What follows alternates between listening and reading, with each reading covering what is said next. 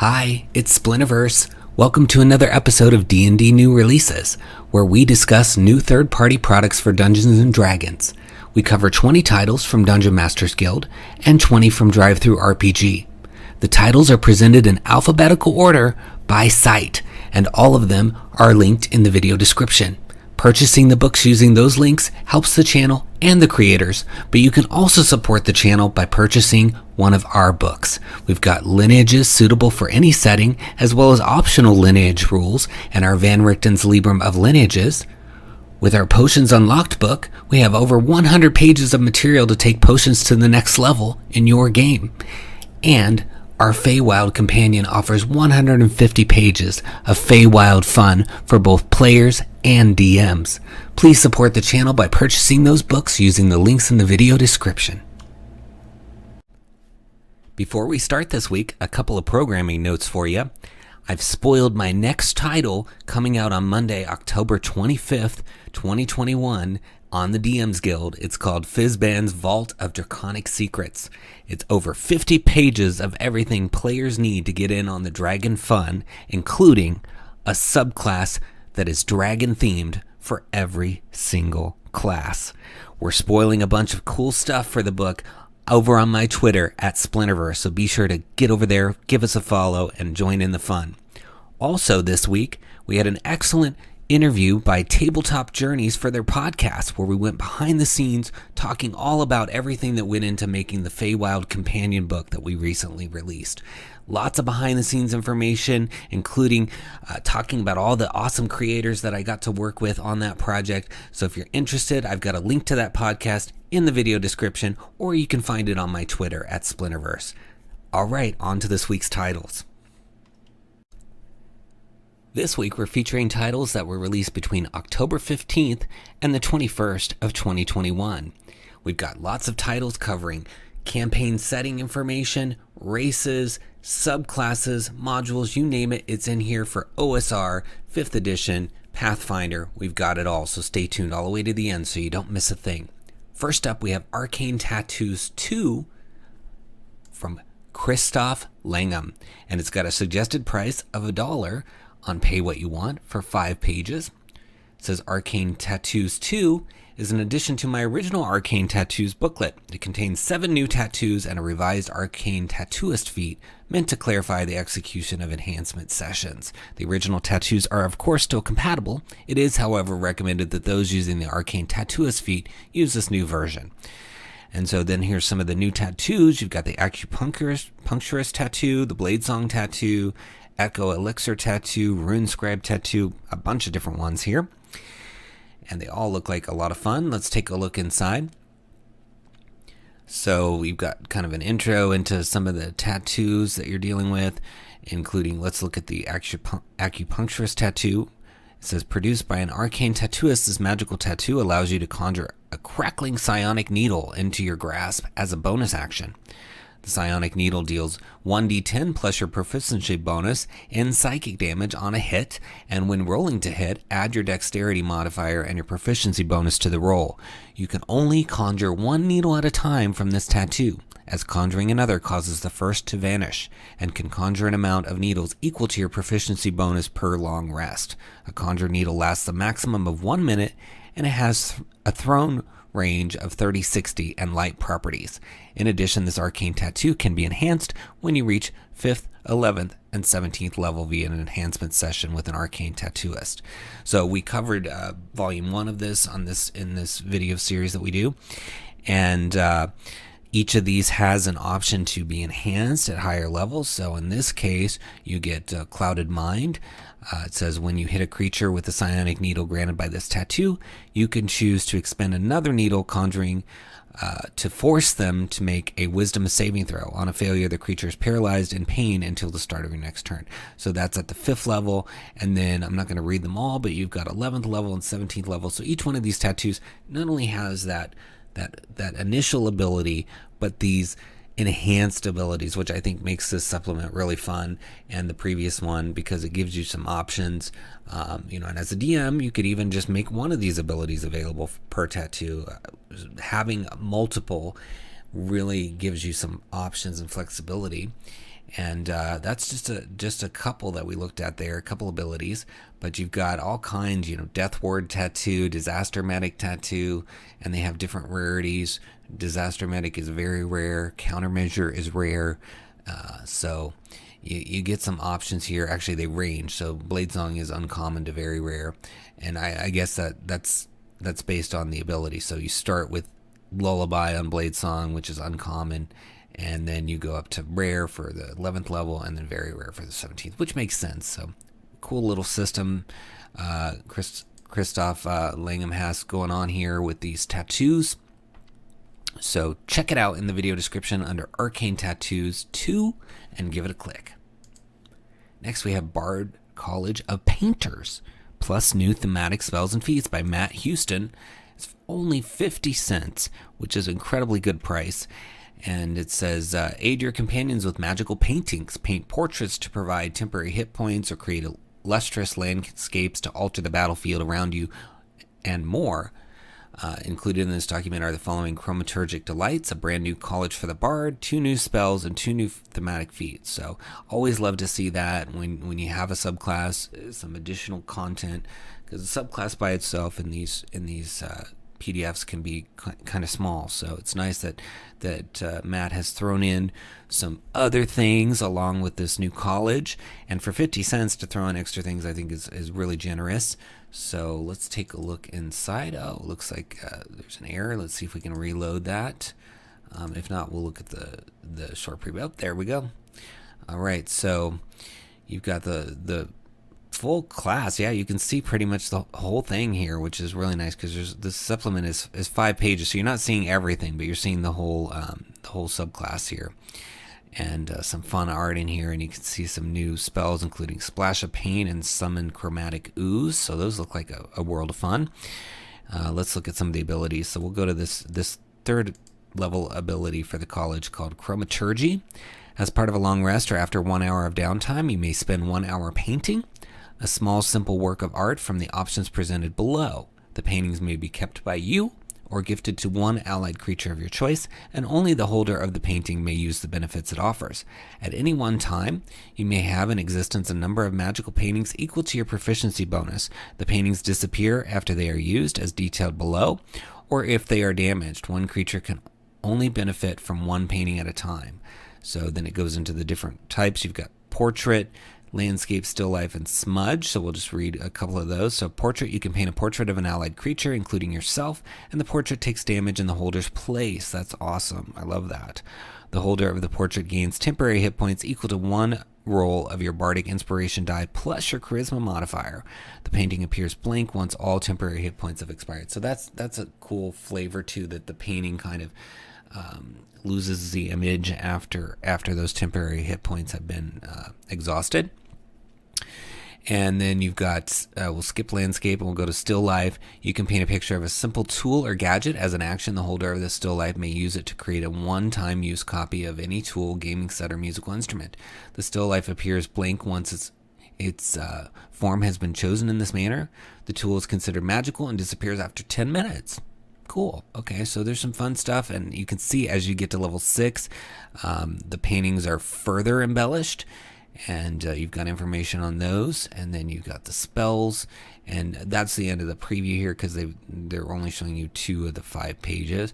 But I think this is really fun. I love the mechanics. I love the art that they've got in here. I think it's all really cool looking and goes with the content. There was, while Beyond the Witchlight came out, there was a Adventure Leagues title focused on a domain of delight that was centered in a painting itself, and the whole domain was captured in a painting. So this could work with that. If you purchase my book Feywild Companion, the Domain of Light has some stuff going on with magical paintings as well. The Domain of Delight in that book. So lots of options with existing books for this, and of course using it without those existing books. And for 50 cents, I don't see how you could go wrong. So I'm going to go ahead and add that to my cart, and I'm going to grab that after I finish recording this video. But you should look for it under Bard College of Painters in the links below and give it a click. Next, we've got Blood of the North, the Art Domain, a new cleric domain, with some really fun artwork on the front. I like it a lot. I'm not sure who the author is. It looks like it's Simon Strohmeyer. So good job, Simon. And the author is Griffin Fredette and Daylight Publications. $2 for the title, and it's 4 pages. It says, feel the art flow from you. The gods of art and beauty, including Balder, focus their domains on the lifeblood of culture and the expressions of creativity that provide the spice of life. Some teach the creation of artistic pieces and the expression of creativity in their followers, compelling them to create great works, while others focus on the appreciation of art and finding beauty in everything or even in themselves. With Simon's amazing art that feels right out of classical painting, Griffin Fredette's newest addition to the Blood of the North series hits with a symphony. And there's other titles down here in the Blood of the North series of subclasses. So you can check those out as well. As always, we try to focus on just one title per creator per week if we can, unless they're partnering on multiple titles with other creators.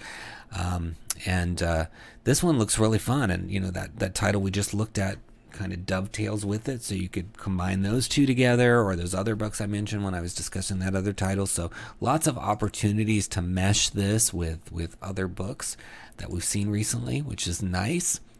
Like finding those synergies. I like talking about those because you can string things together and create your own campaign pretty quickly using some other materials. All right, so here you've got Balder the Blessed, talking about the gods of art and beauty, including Balder, and then you've got the spells that go with the domain, and then we'll look at some of these abilities in just a minute. But you're getting to see all the pages of the books. You're getting to see the entire subclass for free, basically, and that's very kind of the creators here to share everything with you. So let's look at enchanting art. Starting at 6th level, you can augment art you create to make it alluring to others. As an action, choose a piece you've made. It gains one of the following effects of your choice. Your art piece is magically enhanced, increasing its value by 𝑑100 GP. One creature within 30 feet of you that can see your art piece must succeed on a wisdom saving throw or be incapacitated until the end of your next turn, as it becomes completely entranced by the piece. So a couple of variations of things you can do with the piece that you've created. Magical creations. At 8th level, your art pieces are all imbued with magic. Whenever you create a piece of art, it sells for 1d10 more GP to shops and collectors. In addition, art pieces you create take half as much time to complete and require half as many resources as they normally would, and etc. You've got some other abilities, including Inspire Artifice here and some fun art.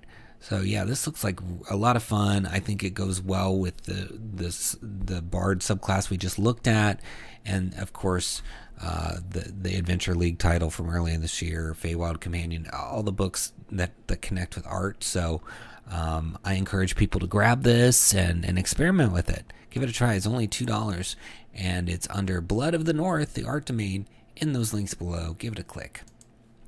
Next, we have Blade of Vengeance, a conversion guide by Joshua Blackburn, and it says for 1 player and 1 dungeon master, so it's duet, it looks like, and it's basically a classic module conversion, and I believe Joshua's done quite a few of these, and they seem to be pretty popular.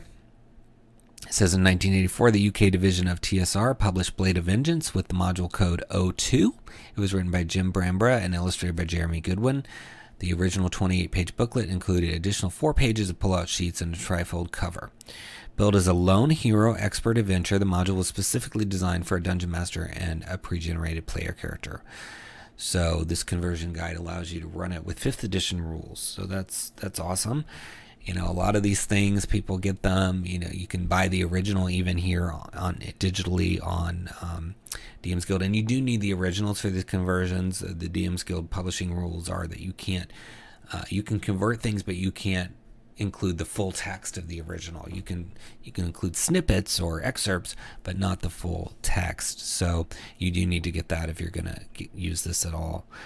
But they've got a link here to the original, so you can get that as well. But I think this is fun. A lot of people have huge collections of older modules, and they maybe can't find anybody that wants to play them because they're only playing with people that are 5th edition. So having these opportunities to play some of these older titles is fun. And this one in particular, because it's duet, and I'm a big fan of duet play, and it's exciting always when there's more duet opportunities. So let's take a look at the quick preview.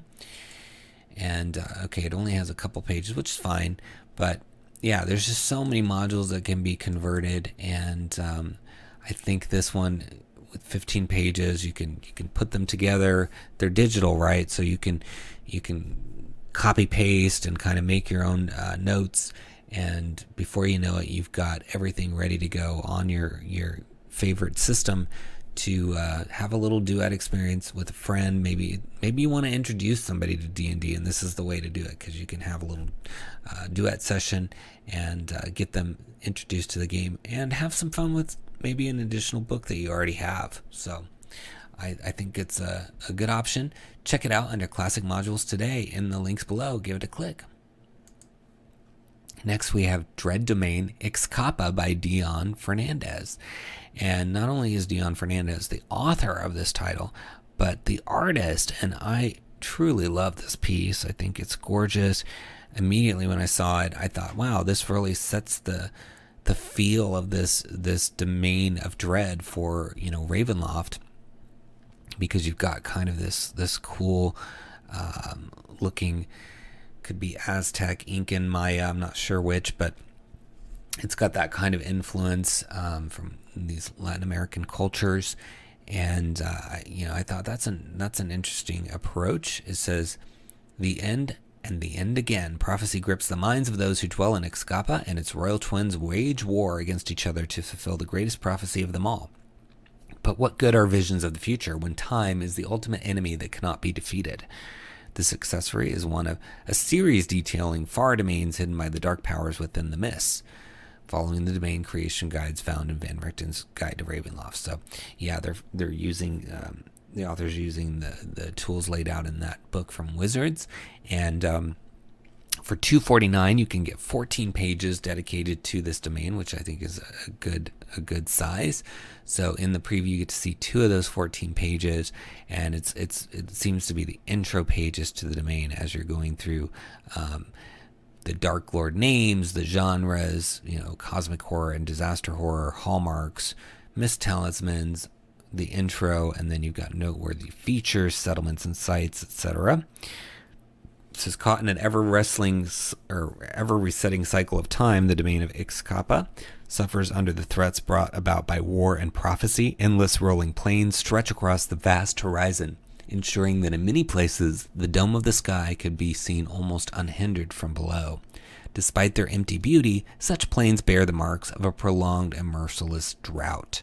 Fields once watered by impressive irrigation networks now lie fallow and overgrown by desert brush. Where once villages thrived, only dry clay huts and broken shards of pottery remain.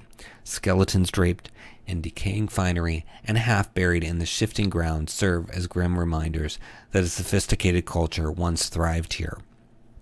Patches of jungle still grow from the earth, though close to nothing in these oases could sustain settlements larger than small villages. Desert birds and jungle cats lurk in every canyon wall and tropical growth. Snakes and giant insects reside underneath each fossil and rock, ready to strike against any intruder that disturbs their home. So I think that's very well written.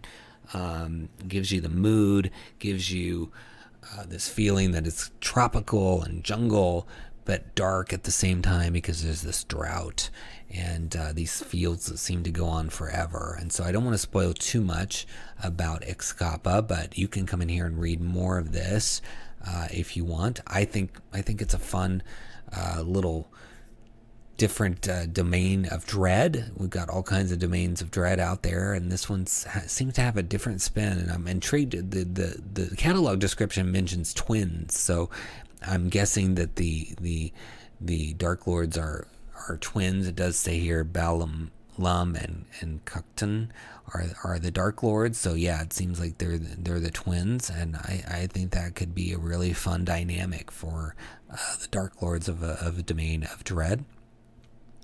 And I'm impressed with Dion Fernandez, because it seems like good writing and art. So I'm expecting good things from this author, and I think you should check it out under Dread Domain Ixcapa in the links below. Give it a click. Next, we've got Gish Subclasses by Dividestined. It's only $1 for 11 pages. Martial characters perfect their bodies and hone their skills in order to conquer the adventures before them. Generally eschewing the arcane for the mundane, a little magic helps every once in a while, though, and focused individuals can exploit small amounts of magic in ways more traditional spell slingers wouldn't think of. The subclasses here are designed around stretching a few magical tricks as far as they'll go, sometimes outdoing even the most wizened of wizards. So they've got, looks like they're previewing 4 subclasses here. One is called Blade Breaker. It says fighters who have had to repair their gear so often that they've learned how to apply the magical principles of the mending cantrip to combat. Break off your weapon in an enemy and magically rip it out of them to restore it, or leave it in and assault them with artificer spells. Then we've got the Rage Mage, which I can't believe nobody's thought of that name before. That's a good one. Barbarians who have unlocked the magical power within them through their rage. Launch yourself across the battlefield with each sorcerer spell you cast and shout your enemies into oblivion. So it seems like they're kind of marrying maybe one of the magic casting, spell casting classes with a martial class. So this one I just read, it's a barbarian plus sorcerer. The previous one was fighter plus artificer. So I like this. You've got also Divine Listener and Primal Dancer. We won't read those. You can check that out for yourself. But promising description so far. So looking inside, you get to see 3 of the 11 pages. And it says, for the Blade Breaker, you've always been particularly hard on your equipment, and now you've learned how to take advantage of taking everything out of a weapon. Magic has become a necessity to keep yourself armed without carrying around an armory. Fighters that follow this archetype are usually vicious combatants that have difficulty holding back, and curious experimenters who want to see just how far they can push their equipment.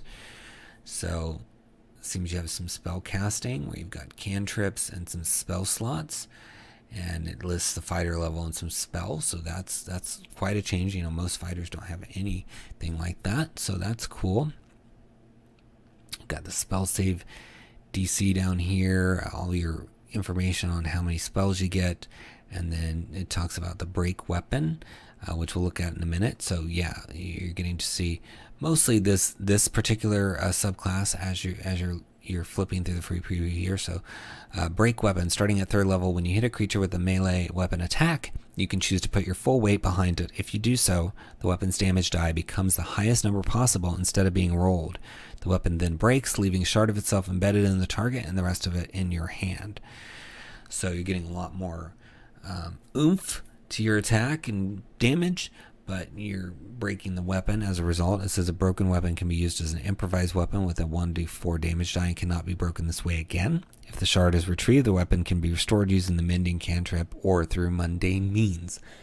If the weapon is magical, it loses all magical properties until it is restored. If it is not restored within 24 hours, the magic ceases to function. And it says, due to the high variability of magical items, some cannot be broken this way. Because you are particularly good at breaking your own weapon, it should be rare that you can't use this feature. The DM will determine if a magic item can be broken. So glad they clarified that. A creature with a shard embedded in them, or another creature within 5 feet of them, can take the use an object action to attempt to remove the shard. The character removing it must make a medicine check on the willing target. The shard is removed either way, but on failure, the target takes 1d4 piercing damage. So, okay, interesting mechanics and concepts here already, and we're only just seeing one. So you've got the Primal Path down here, which is that Rage Mage I mentioned earlier. So you've got a Rage spell casting with spell slots. So if you're thinking, man, I want to add some magic to some of these martial classes, this is an opportunity to do it, because there's at least 4 subclasses in here. It looks like 2 of them involve rogues, and you've got one for the barbarian and the fighter. So check it out under Gish Subclasses in the links below. Give it a click. Next we have Epic Characters Heroes Handbook by Quill and Cauldron. And this book isn't new to the site, but it is new to print on demand. And occasionally I will feature titles that are not entirely brand new, but are new to print on demand, because I do want to make sure that you are aware that there are titles on Dungeon Masters Guild that you can get printed. In this case, it's written by Mark Alt-Fuldish and David J. Moore, and it's 112 pages. The PDF is $19.99, but you have options for a softcover premium color at $34.99, hardcover premium color at $44.99, and you can do the combos with, some discounted price a little bit there to get those combos where you get the PDF along with either the softcover premium color or the hardcover premium color. And the cover art is gorgeous. Love that. And it looks like there's a lot of fun stuff in this book. It says it's got a vast array of new player options across all levels of play, starting at first level and going all the way up to epic levels. So epic levels would be those that go beyond Wizards level 20, because Wizards books are focused on 1 to level 20, and then epic would be 21 plus, basically. So races, discover 3 new races that all offer unique role-playing possibilities and carry with them deep ties to a particular aspect of the world. Class features, you will find 2 new subclass options for each of the 14 core classes for a total of 28 subclass options. From the playful toymaker artificer to the siege magic wizard, this book is packed with a little something for everyone at the table. Also included are a variety of new optional features, so that's nice. Backgrounds, you've got some backgrounds, including the villain and the amnesiac. Equipment, even the mightiest adventurer needs new toys from time to time, so there's new armor and new weapons here. Firearms, so you can utilize those. Crafting, you can take your crafting with 29 new materials, each with special properties. Siege engines, not everything can be solved with the casting of a spell or the swinging of a sword, so that's fun. And spells, 44 new spells. And then feats, you can rediscover some existing feats, and then there's some mythic options for upper echelons of play. So yeah, this has got a lot to it. I definitely want to grab this at some point, and you can see it's got some nice clean layout, very well organized and put together here. And of course there's other titles. They've also put out epic characters and other things to help you get to those higher levels of play. So check out their other titles as well when you click on the link. And let's take a look inside. So you get to see 12 of the 112 pages. Lots of people worked on this. Some of them I recognize, and that's awesome. And you've got information, some behind the scenes information there, and then it goes right into the classes. So you'll find 2 new subclasses for each of the 14 classes, they're including the Blood Hunter in that. And there's a total of 28 different subclasses. So, and I like what they've done here, where they've given the subclass a complexity score. So presumably a 5 is going to be more complex than, say, maybe a 2 or a 3. I don't know that to be the case. Oh, I guess I could look up here, couldn't I? It says yes, they're on a scale from 1 to 5, with 1 being relatively easy. So I guessed right. Good. All right. Off to a good start here. So you've got 2 for Artificer, 2 for Barbarian, each one, etc. And I like the names of these. So you've got a Toymaker for the Artificer and Mechanist, and under Cleric you've got Cosmic Domain and Vigilance Domain. And let's see, for the Rogue you've got Knife Juggler and Mnemonic. So some fun names already, and gives you a little description here so you can kind of feel those out before you read more. And then already they start with the Blood Hunter here with some optional class features. All kinds of stuff here. Then you got your fighter archetypes with the Phylax. Optional class features. Look at, beautiful art as well, which is nice since this is a print on demand. It's always nice when you have a print on demand with beautiful art, because if nothing else, you can just flip through the art. Even somebody who doesn't play Dungeons and Dragons can appreciate the art and just flip through this print on demand title and just relish in some of the beauty that they see. And maybe discover a new artist to follow on Twitter or something. So you've got firearms, crafting and special materials.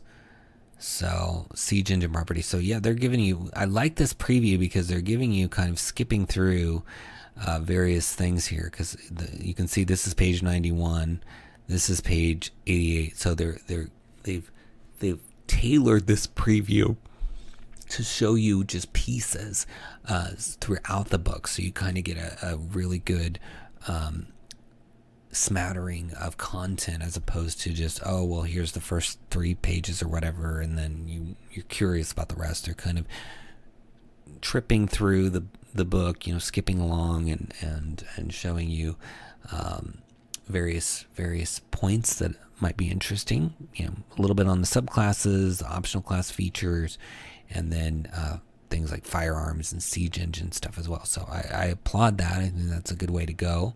So let's look at some of the details here. So feral, you spent your formative years in the wilds, cared for by animals, or only yourself, and having little to no contact with civilization. As a result, you have no idea how to function in humanoid societies and feel uneasy both within their confining houses and navigating their many spoken and unspoken sets of rules. Perhaps you ended up in your situation by shipwreck, lost your family through warfare, or toddled out of an open gate and never found your way home. Regardless, you don't remember any family other than the one that raised you, nor could you imagine it any other way. So already this feral subclass is, kind of raised by wolves, living out there in the wild, and that's interesting. So there's very much some story possibilities. You can even go with the fish out of water story type, which is, somebody taken out of their normal environment and thrown into a very unfamiliar one, and just kind of experiencing that. That's always a fun character to watch. If you think about movies where somebody from the past comes to the present and is kind of like just totally baffled by what they're seeing, that's kind of a fish out of water. So I think this could be a real fun fish out of water subclass. And okay, so let's look at the feature here. Den Dweller. Whether you find a hidden cavern, says whether you find a hidden cavern, craft hanging makeshift beds from vines, or animals invite you into their den, while in the wilds you always seem to find a safe place to rest. So okay, and this is not a subclass, it's a background. My bad. So that's a good feature for a background. And then you've got raised by animals, and then here's the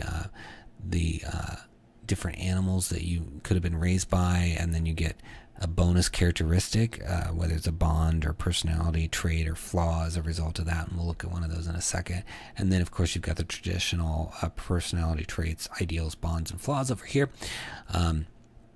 So animals, you could be raised by apes, aurochs, bears, etc., elephants. So under elephants, it says your bonus characteristic, personality trait, I never forget a face, a kindness, or a slight. So that's appropriate. It fits with elephants, they never forget.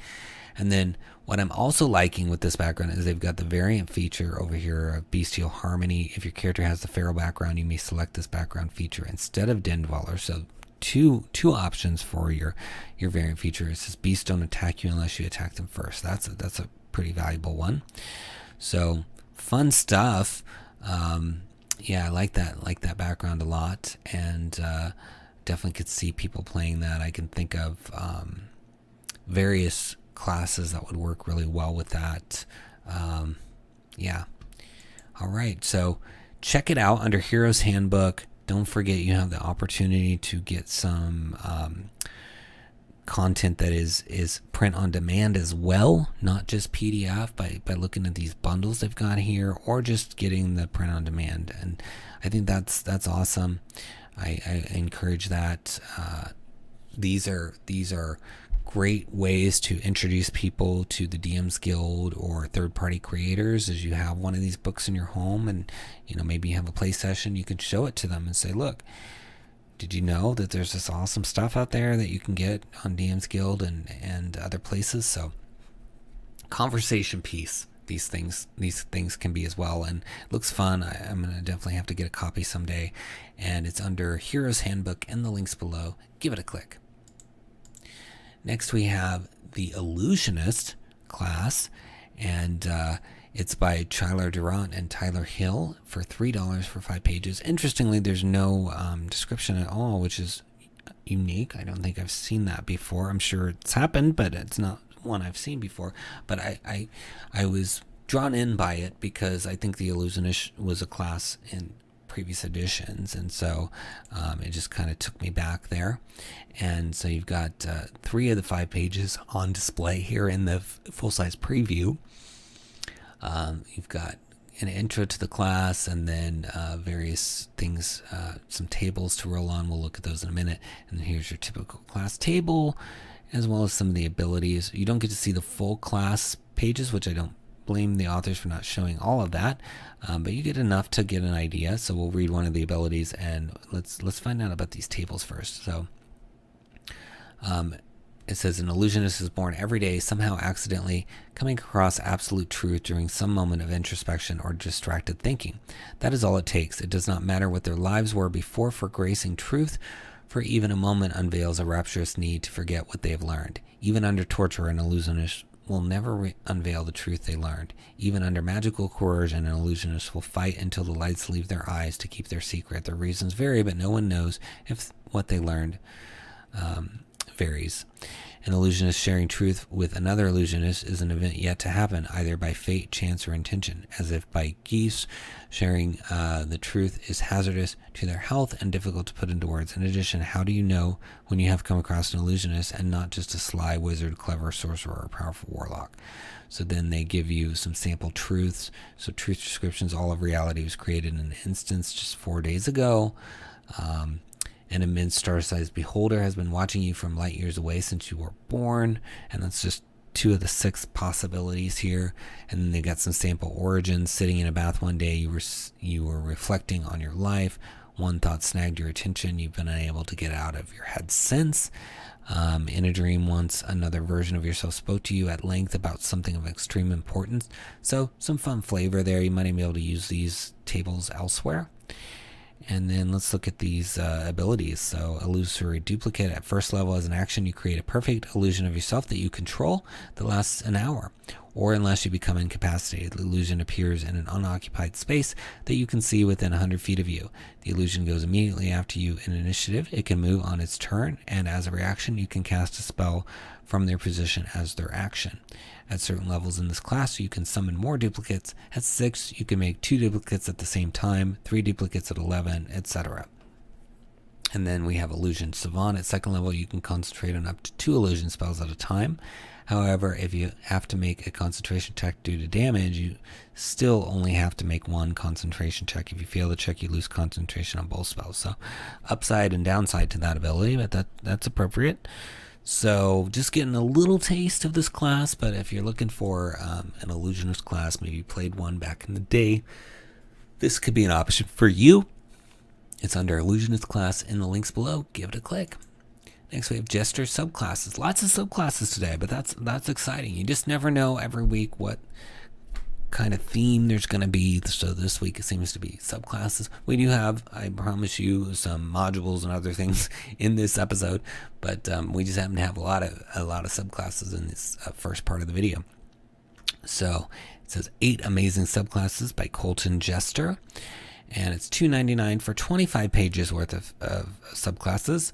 The people of the Forgotten Realms are people who marry the science of the material world and arcane sciences. They are perpetually curious. Why can a common person not have a personal arcane power system? Why can the common person not be outfitted with high-tech arcane braces and helmets to shield them from harm? Why can the wizards not hybridize the use of alchemical potions with the concrete results of medicine? So, posing some good questions there. What about the common folk and their access to magic? So it seems like this book is going to kind of try to address that a little bit. So let's take a look inside. So you get to see the book in spread format, which is 2 pages at a time, and you're getting to see 8 or 16 pages here out of the 25.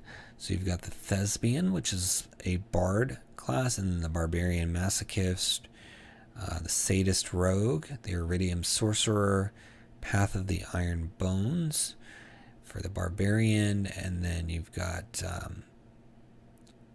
looks like, I don't know, I'm not sure if they're jumping ahead or not, but you've got something with key here, so there's a class for Monk as well, and then Ghost Whisperer Druid, that sounds fun, and the Fighter Spy Catcher. So let's see if we can zoom in a little bit to read some of the Ghost Whisperer Druid here. It says Druids love nature and how all things have a place in the natural order. To a ghost whisperer, the afterlife is both natural and a necessary piece of the living puzzle. In the magical world where there are many levels of sentient undeath, the ghost whisperer believes that these would not exist without some purpose in the grand order.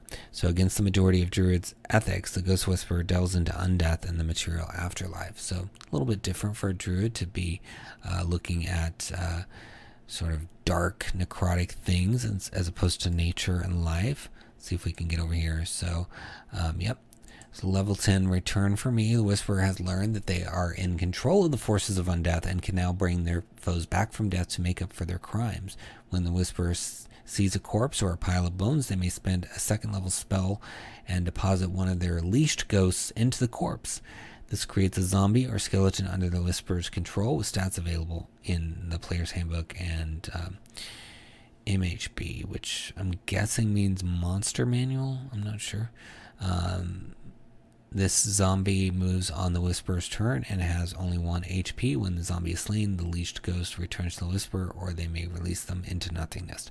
So this class is going to have some ghosts that it's controlling and moving into other bodies, etc. So that could be fun.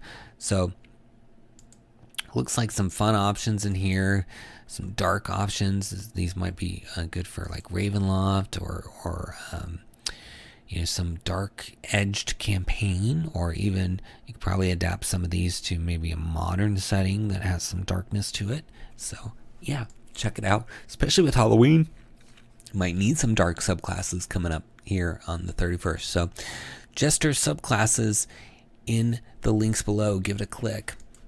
Next we have Night Hags from Hidden Nerdy Side, and it's an encounter for parties level 8 to 11 with some fun art on the cover, and it's $1.60 for the 9 pages, and its official title in the catalog is Let's Build and Encounter Night Hags. So that's what it'll be listed in the video description links. It's a scheming long-form encounter. Test the faith of one of your player characters in a dream-haunted plot spanning multiple sessions. A coven of night hags sets to turn a good-hearted hero into their own personal assassin. The only way to stop them? A psychic showdown inside a shifting dreamscape. So, fun premise there. 7 pages of sinister schemes, tips for naming, modifying, and customizing your coven and their powers, rules for doing battle inside a dreamscape, a pocket dimension within a dreaming creature's mind, an original stat block, the Dream Lurker, and a new magic item, the False Favor. So there's no full preview, but we can look at the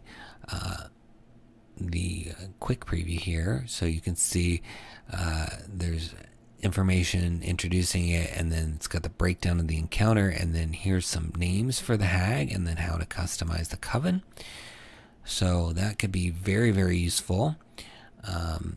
So yeah, I think that's exciting and good option. It looks like the Hidden Nerdy Side also has some videos on YouTube. So like us, they are a creator, and yeah, so you might while you're visiting this page, check out their channel, give them a subscribe, and see what they're all about. And I'm guessing this video probably goes into more detail about this book. Maybe the book is based on the video. Maybe the video was first. I'm not sure, but I'll let you watch that on your own, so you can have that to look forward to, and maybe get to know a new creator here. So one that you haven't heard of, or maybe you have, and you should get over here and check them out, because I mean it's only $1.60 to support them and have some fun making some hags and hag covens with the Witchlight and Feywild Companion and all this Feywild stuff going on.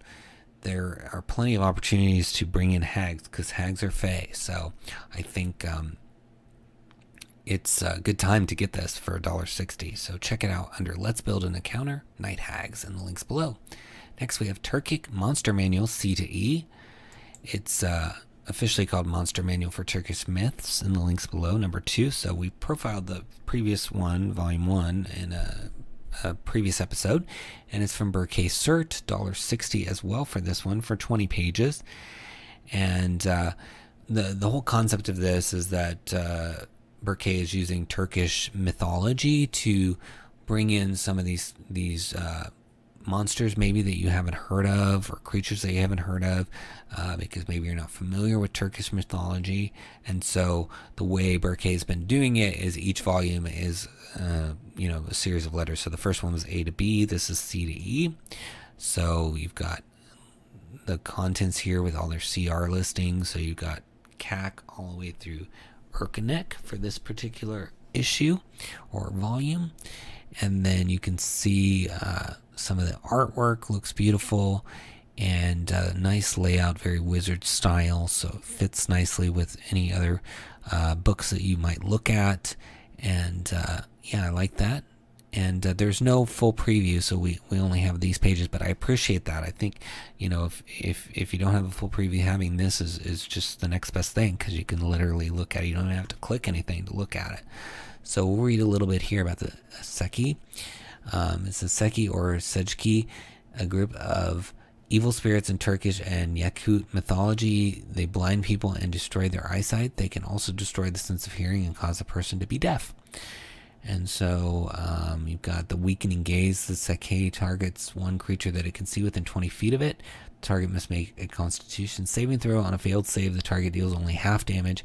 With weapon attacks that use strength for 1 minute, the target can repeat the saving throw at the end of each of its turns, ending the effect on itself on a success. So I'm not seeing where they're blinding people. Maybe I'm missing it. Maybe it's in here somewhere. It says they can only deal half damage as a result of that action. So, but not all the pages are shown. Maybe that's on page 2. It could be hidden in there. Oh, here it is. I see. They're using blindness, deafness spell. That's what it is. All right. Almost missed it, but there it is. It's my bad.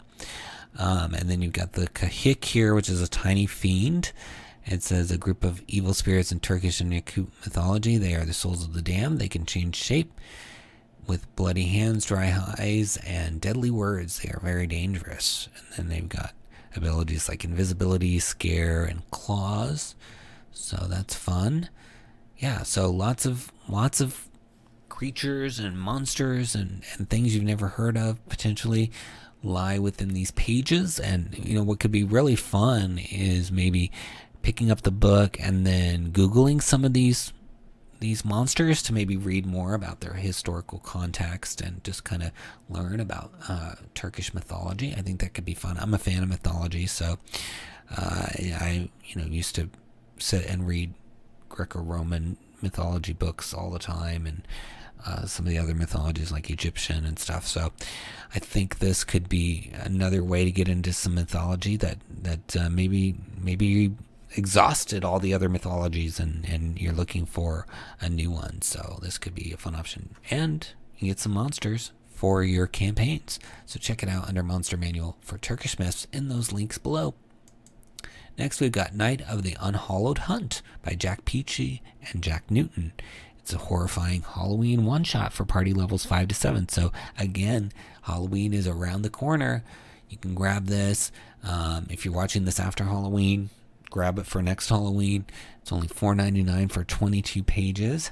It explores the strange village of Kavgutton, a small hamlet that, upon the night your party is unfortunate enough to arrive upon, is enveloped by a mist that allows none to leave.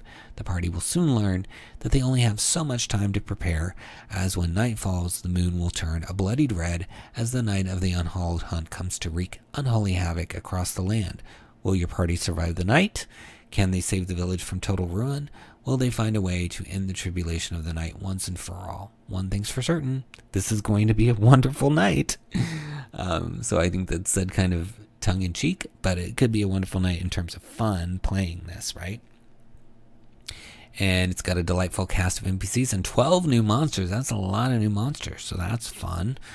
And I love the one on the cover, whatever that monster is, just like this eyeball with legs like a spider. So could be really cool. Let's look inside. So you get to see 6 of the 22 pages. So you got your breakdown, and then you got a bestiary after that. And so here's some of the, in case we can't see those, let's read some of the names. You've got the 𝙒𝙪𝙧𝙬𝙪 troop. So it looks like maybe a little troop of performers. That's really fun. You could use that in other places, I'm sure. With the carnival and as the domain of dread, the carnival, you could probably have this little troop of characters there. And then you've got other monsters like Blutterfly, Frosties, Goblin Cat, Man-Catcher Plant, Mocker, Monsieur, Fracture, Scourge Skeleton. Well, all sound kind of fun. And then how to prepare the game, running the game. And then you've got some maps showing you the area of one of the things that one of the spaces that you'll go through. Exotic Wares Stand, Fallen Friends Tavern. So let's go back up here and read a little bit about it. Arriving at 𝘏𝙤𝙀, our story begins amidst the miasma that borders the village of 𝘏𝙤𝙀, a modest settlement near a decently traveled road that is otherwise unremarkable in its muddied lanes of cobbles that riddle beige brick houses with red shingled roofs that are enveloped by rolling countryside. However, the folklore that surrounds the sleepy villages brings decent traffic to it, except on a particular night in the autumn season wherein all outsiders are warned against coming. When mist engulfs the village's surrounding area just before the coming of the night, and when the night comes, all that petrifies and mauls comes in a macabre parade to take their quarry back to the hellscape from which they mark their origin. This night of the Unhallowed Hunt is a foolhardy thing to try and survive as an outsider, and this is the situation that has befallen your adventuring party. Whether you run this adventure as a one-shot or as part of an existing campaign, below are some of the reasons for your party to have ended up in 𝘏𝙤𝙀. So then it gives you some of the hooks there. So we won't read those, so that you can come here and check it out on yourself on your own time and see if any of those hooks grab you. Also, I think those creatures sound really cool. So why not check it out by clicking Night of the Unhallowed Hunt in the links in the video description. Next, we have Procan's Promenade, an unexpected event during the celebration of the dead by Chris Valentine with a fun cover, very Day of the Dead-like. I like that. And $2.99 for 23 pages. Chris Valentine puts out a lot of fun titles. They always look very nice and well laid out. We've covered several in the past episodes, so hopefully you've already purchased something from Chris. But if not, this is a great opportunity to check out Chris's work. I think it's definitely notable and always looks nice as well. So it says here, a celebration is suddenly halted as a mysterious man is murdered in plain view. Well, that's not good. It says the night is young and the merrymakers of Saltmarsh are enjoying their annual celebration. People from all over come dressed in costume to perform the annual March of the Dead from the sea to Procan's temple. This traditional way to honor those lost at sea has become a yearly staple of the town. Suddenly an unexpected intrusion turns the night dour. Well, yes, somebody getting murdered would do that, wouldn't it? It says makes for a great Halloween or masquerade session. So that's really cool. Like I said, Halloween's coming up. And then you could have masquerade involved. You could even have, like, maybe if you are meeting in person safely, you could ask people to bring a masquerade mask, just a mask. It doesn't have to be a full costume, but maybe just the little mask that covers part of the eyes, and could just have a fun, different experience, right?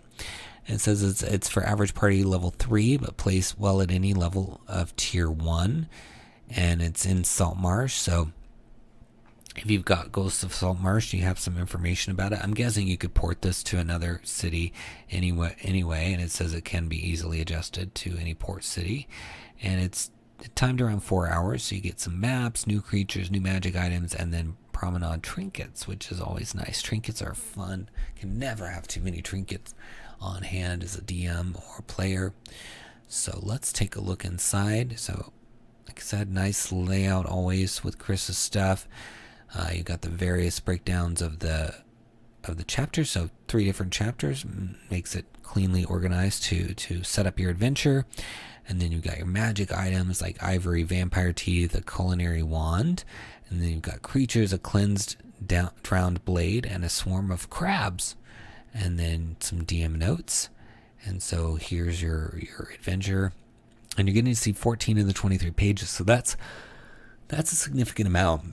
I mean, you should be able to get a feel for it, see if it's something that you want to purchase from looking through the full page preview here, and you're going to see all the trinkets. So that's very kind of Chris to share that with you. So lots of fun stuff here. It says a preserved ear on a necklace that flops when it hears magical incantations, a wooden kazoo decorated with painted on songbirds. So yeah, lots of fun there. Part 2, Crabber's Cove. And then some more maps, walking by the shore, and a nice little shore debris table. You can always use that. I like that. So let's scroll back up and read some of the hooks as well, and see what those are about. So it says this adventure does not require a specific story hook, but they may become involved. The adventures may become involved in a few ways. So there's the inn guards. It says the town celebration is known to get rowdy. The inn would like to hire some bouncers in case this year is anything like last year. And then free meal. The characters are given a voucher for a free meal at the inn. This is because they are known heroes or have done something that would have entitled them to a reward. The Promenade's Feast is known to be a delicious one. So that's a cool little way to get them in position for this module to be thrust upon them. And then the celebration down here, it says, for many years, Procan's Promenade has been one of the most anticipated holidays on the calendar. People from all around travel to the town and spend the day shopping and eating. At night, they don costumes and join the procession down the street, sometimes starting over to repeat it. This celebration provides many opportunities for role play from the players, and it can come in various forms, such as their costumes, the refreshments they enjoy, and the trinkets they might go home with. So, Wild Beyond the Witchlight has the circus at the beginning, this Witchlight Carnival that you can partake in.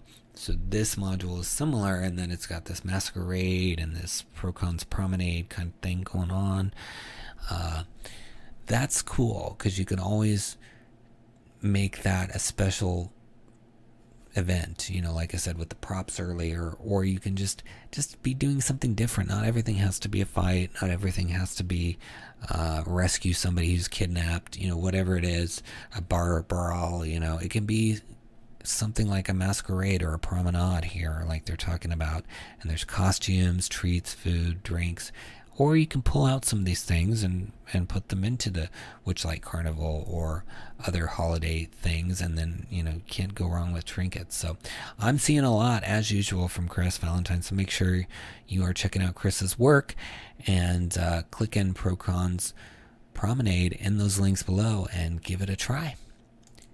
Next, we've got Queen of Hordes, Horror on the High Seas by Arthur Pulford and Penny Blake for free, which is awesome. Free until Halloween.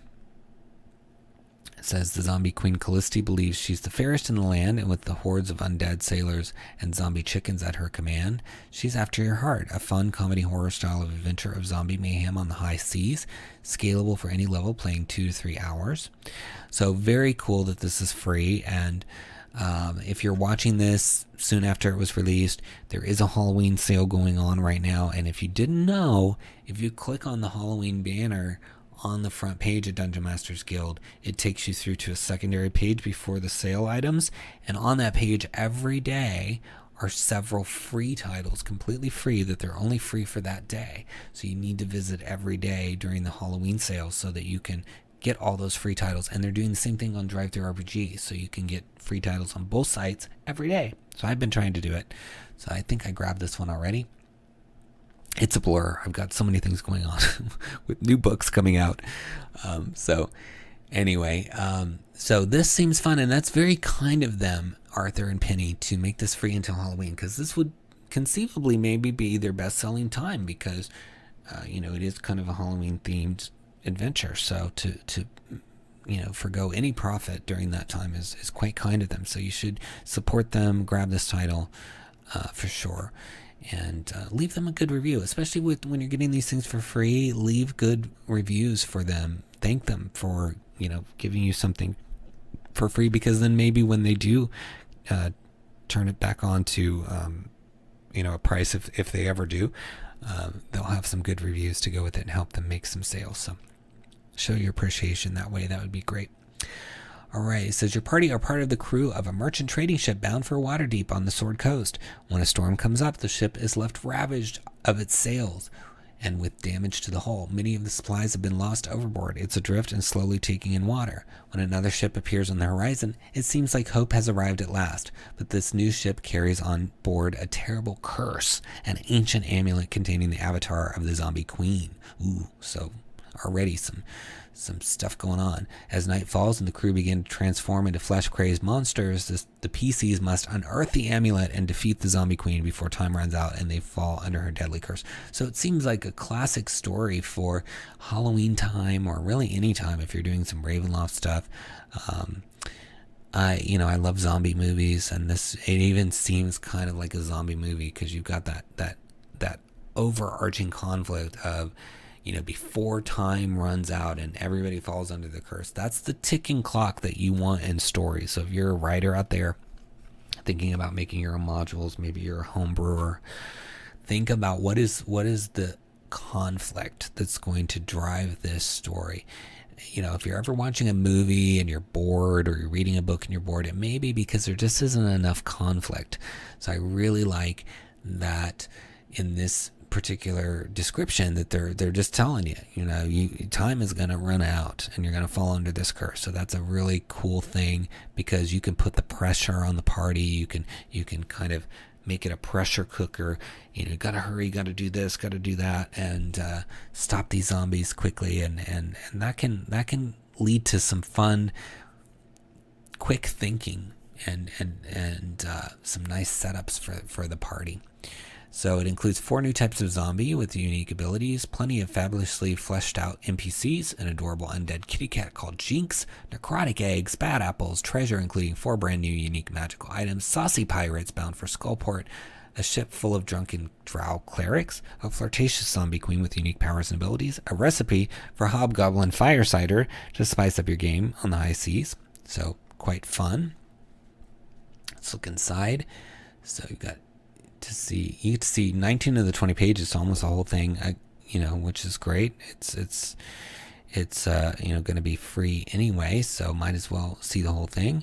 And that's nice. You get to scroll through it, take a good look. You can see all the different swarms. They've got quite a few swarms here, which is always useful. Can always use some new swarms.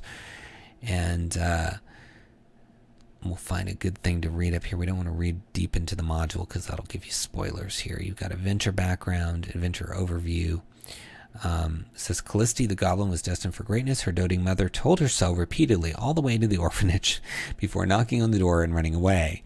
As Callisti grew up, she tried her hand at many things: butcher, baker, candlestick maker, hairdresser, children's entertainer, night soil woman, and even adventuress extraordinaire. So already I've giggled twice. The writing is playful and fun here. So that leads me to believe that the whole thing is well written. And yeah, I'm going to have to make sure I got this one.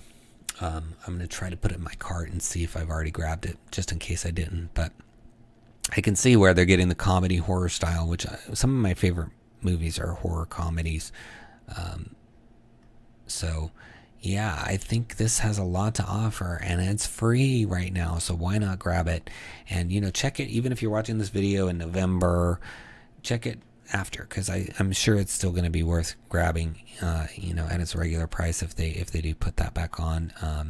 So yeah, let me try clicking this, and yep, I didn't have it, so it let me put it in my cart. So great, I'm going to grab that after, and that'll be fun. Okay, next one goes right along with the ones we've been looking at. We've had some dark ones today, but it's fun. Quick Trip to Hell, with a really nice artwork on the cover, which I think is public domain, believe it or not. And this one's only 99 cents, so we're getting some really good prices today on some stuff. And it's by Pierrick Simon, and it's 6 pages. It says, "Let's go to hell." This adventure gives dungeon masters all the tools they need in order to provide their players with the quintessential taste of hell, its dangers, and its temptations. How does it achieve that? By equipping you with a series of thoughtful and challenging encounters that feature terrifying monsters, thorny diplomatic situations, and psychological manipulations. Well, that's a lot, but that's fun. That's what you need. Indeed, you will find in this document 2 original monsters, a difficult-to-navigate location, a full strategy guide to making your pack devil as effective as possible in negotiation, 2 establishments straight out of hell that will tempt players, And it says the module was originally created for Waterdeep Dragon Heist campaign, but I'm guessing you can use it anywhere. And if you want to give your players a quest in hell, or if they already have business to do there without having to prepare the entire plane, then you can just use this. Have them take a quick trip to hell, right? Yeah, seems really fun. Let's take a look inside. So you get to see one of the 6 pages, and it's got some information on the pitch, adventure, all of that stuff. We'll read a little bit. The adventurers step through a portal and arrive into the busy street of a city in hell called Curiosity Street in the Scribe district of the city of your choice. The portal glimmers behind them and stays open for the duration of the quest. Around the characters, devils, and tieflings go about their business and pay them no mind. Several establishments are open, accessible along the sidewalk of the street, but the extremities of the street are blocked by a strange red fog. The denizens go through the red fog without hesitation, as though they didn't even see it was there. The most imposing establishment is a huge 6-story building with a deep black facade. So I'm not going to keep reading because it'll spoil things, but you get the idea. It's very moody, good description of very specific for this area of hell. You know, with these planes, you need maybe some help sometimes describing what's going on, because most of the adventures that people know of in Dungeons and Dragons are in like traditional locations like Forgotten Realms or Greyhawk or things like that are normal fantasy, and so planes can be tricky for DMs, especially if you're a newer DM. So I think it's awesome there's titles that are only 99 cents that are giving you some flavor. Even if you don't use the book as is, it's giving you some help to kind of flesh out a plane, and you never know when you're going to need that. So I would recommend checking this out under Quick Trip to Hell in the links below. Give it a click. Next we have Temple of the Sunken Sun. Explore the Eldritch Temple. Stop the 𝙭𝙤𝙤𝙬𝙀 invasion before it's too late. So by Richard Gedge. And it's 37 pages for $4.99. It's an underwater dungeon delve where the characters get to explore the ancient temple dedicated to an eldritch horror. It's an 8-hour adventure from 5th to 10th level. When playing the adventure, the characters will be sent to the bottom of the sea to an ancient temple for a forgotten sun god. They may find themselves in the middle of a multi-faction turf war between the recent inhabitants of temple, a kraken spawn that seeks to crush the other inhabitants, a druid who has dedicated herself to the sun goddess, a Morkoth, and his coin-counting companion. And then it says, will the characters awaken the sleeping horde of 𝙭𝙤𝙬𝙀 that slumber below, successfully fight off the return of the eldritch horror, safely return the star amulet and knowledge of the secrets that lurk below. So very fun. So you can use this near the Sword Coast, or probably use it in other settings as well. And here's a player node and a little graphic from inside. Let's take a look at the interior. So you get to see 7 of the 37 pages. So beginning the adventure and preparing it here. You got background, adventure outline, introductions. Yeah, get some shark art in here. There's the shark. So the Gilded Anchor, it says experts at underwater adventure. The Gilded Anchor were the go-to group for underwater missions, relying on their vast experience, specialized magic items for underwater exploration, and vast supply of water-breathing potions. The Gilded Anchor entered the Temple of the Sunken Sun, confident and sure of their success. And then it lists the members of that faction, so that's cool. And what else? What else can we show you here? We've got handouts, it looks like. It says, setting the setting. This adventure is a standalone adventure that takes place in the trackless sea in the Forgotten Realms. The suggested starting location is north of Chult on the island of Lantan, but can be easily moved to a small island off the appropriate part of the Sword Coast. So, very nice. Yeah, looks like a fun time. And underwater, I know there was a title we covered a few weeks ago in this series for underwater campaigns, so you could maybe pair that with this and use some of the things that you have in your underwater campaigns book to supplement what's here, although you don't need to, but I do like to always mention books that can be worked together, because that's a way of promoting multiple creators at once.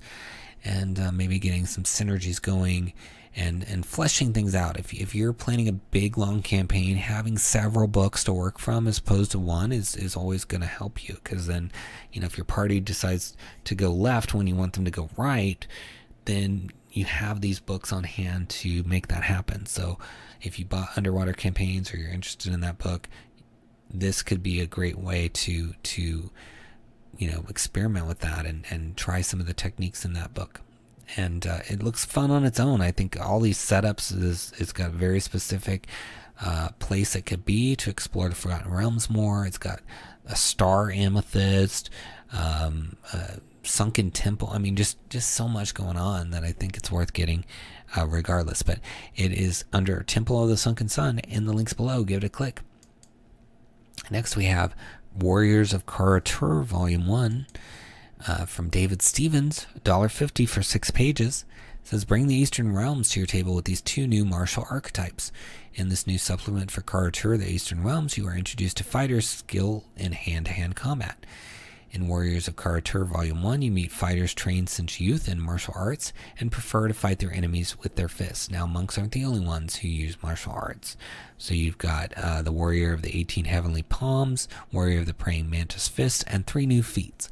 And I love that Kara-tur is here because they really haven't done anything with Kara-tur officially in 5th edition. So I love to see these supplements where people are doing things with it, because there's got to be people out there that love that area and are missing getting to explore it in 5th edition. And so I'm grateful that we've got creators like David Stevens out there helping bring that to life for you. And that's one of the beauties of this whole process with the DM's Guild, is that we get access to be able to write about such things. So yeah, the Warriors of Kara-tur, you got the martial archetypes listed here, and then get to see Be Like Water. So this is a fun sounding ability here, and the 4 pages out of the 6 that you get to see. It says, starting at 7th level, you are taught to move your body like water, constantly flowing around your opponent to open them for an attack. As an action, you can forgo your attack to give the target disadvantage on their attack rolls against you. On your next turn, you have advantage on your attack rolls against the target creature. Once you use this ability, you can't use it again until you finish a short or long rest. Okay.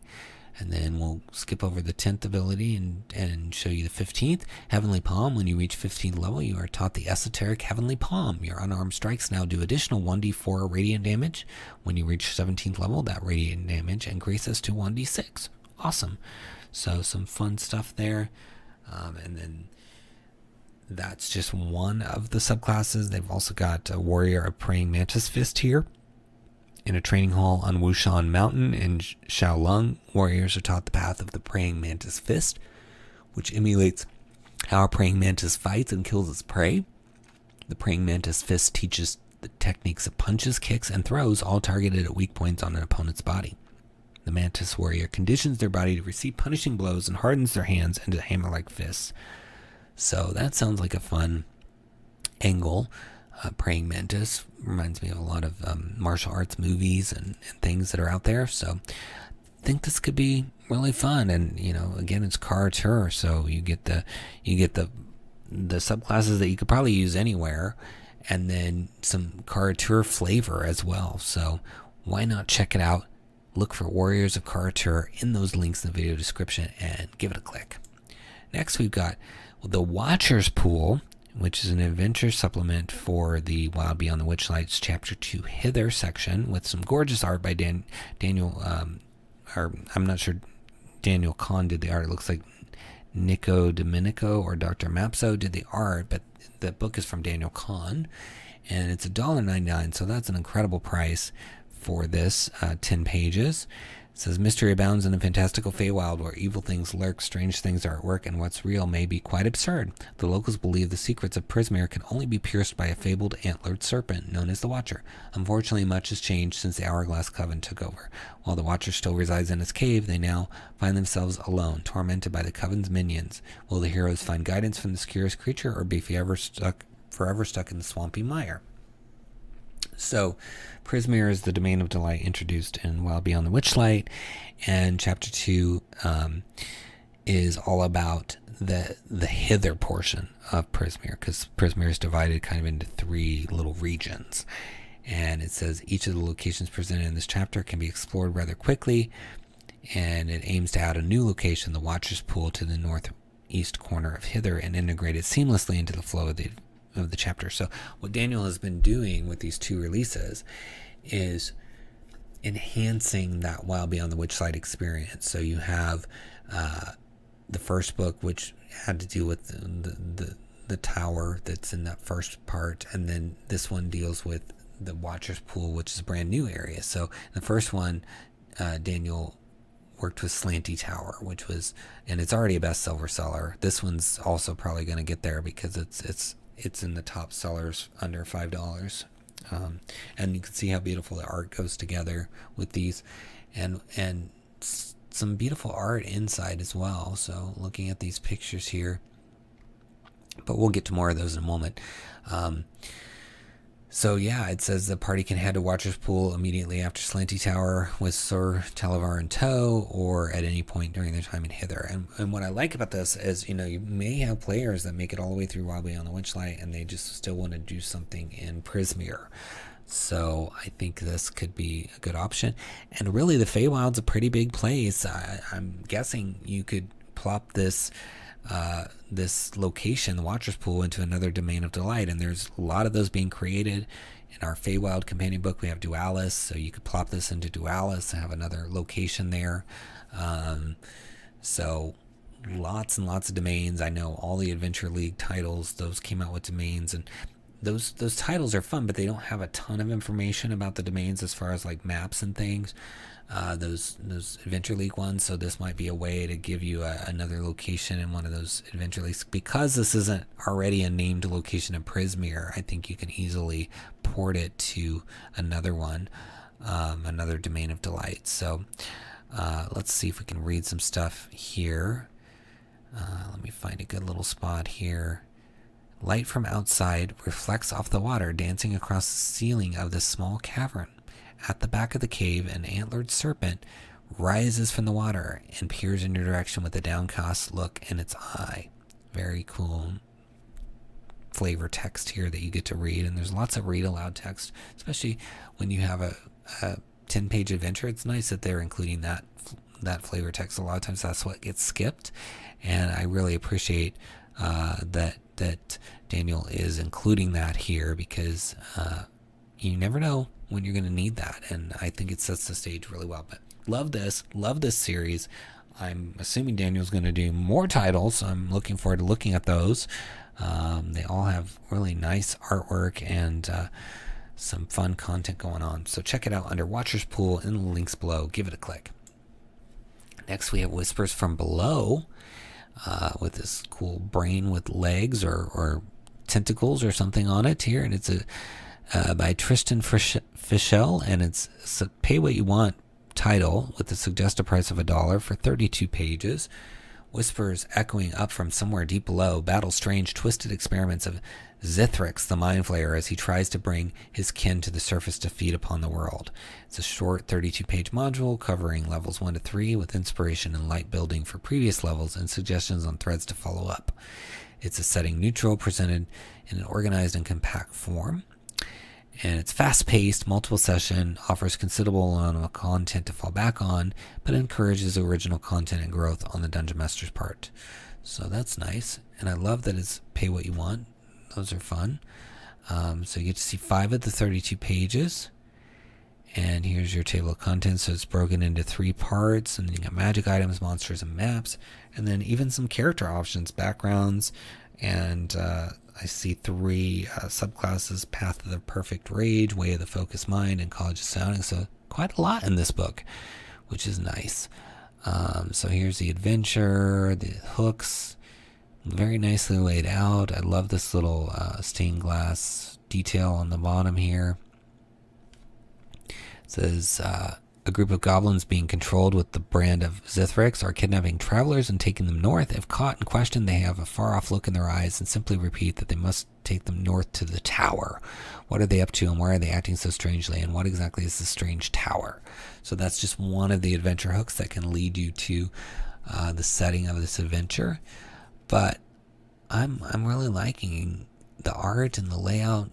Quite nice, and it sounds like a fun adventure. Let's see what else. Let's read one more thing in here. So it's the 8-Pint Tavern, a lovely wooden tavern run by Melidor Orevik. Although somewhat sleazy, he keeps a clean bar. The tavern provides food and rooms as detailed on page 158 of the player's handbook. The tavern counts as modest when determining price. So very nice. Yeah, check this out under Whispers from Below in the links and give it a click.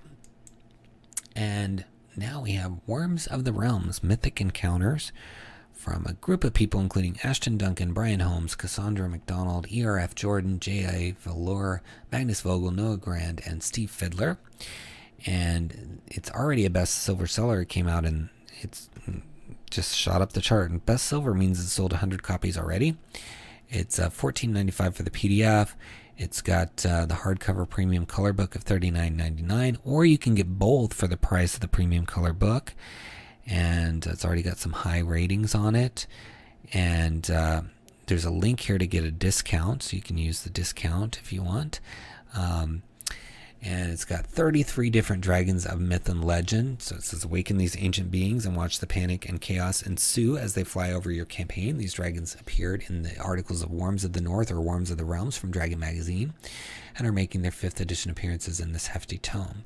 So there's 29 different dragons from Dragon Magazine, metallic, chromatic, and gem dragons, mythic statistics for Bahamut and Tiamat, and never before seen dragon created by Sage Ed Greenwood, the ghost worm 𝙁𝙤𝙪𝙧𝙚.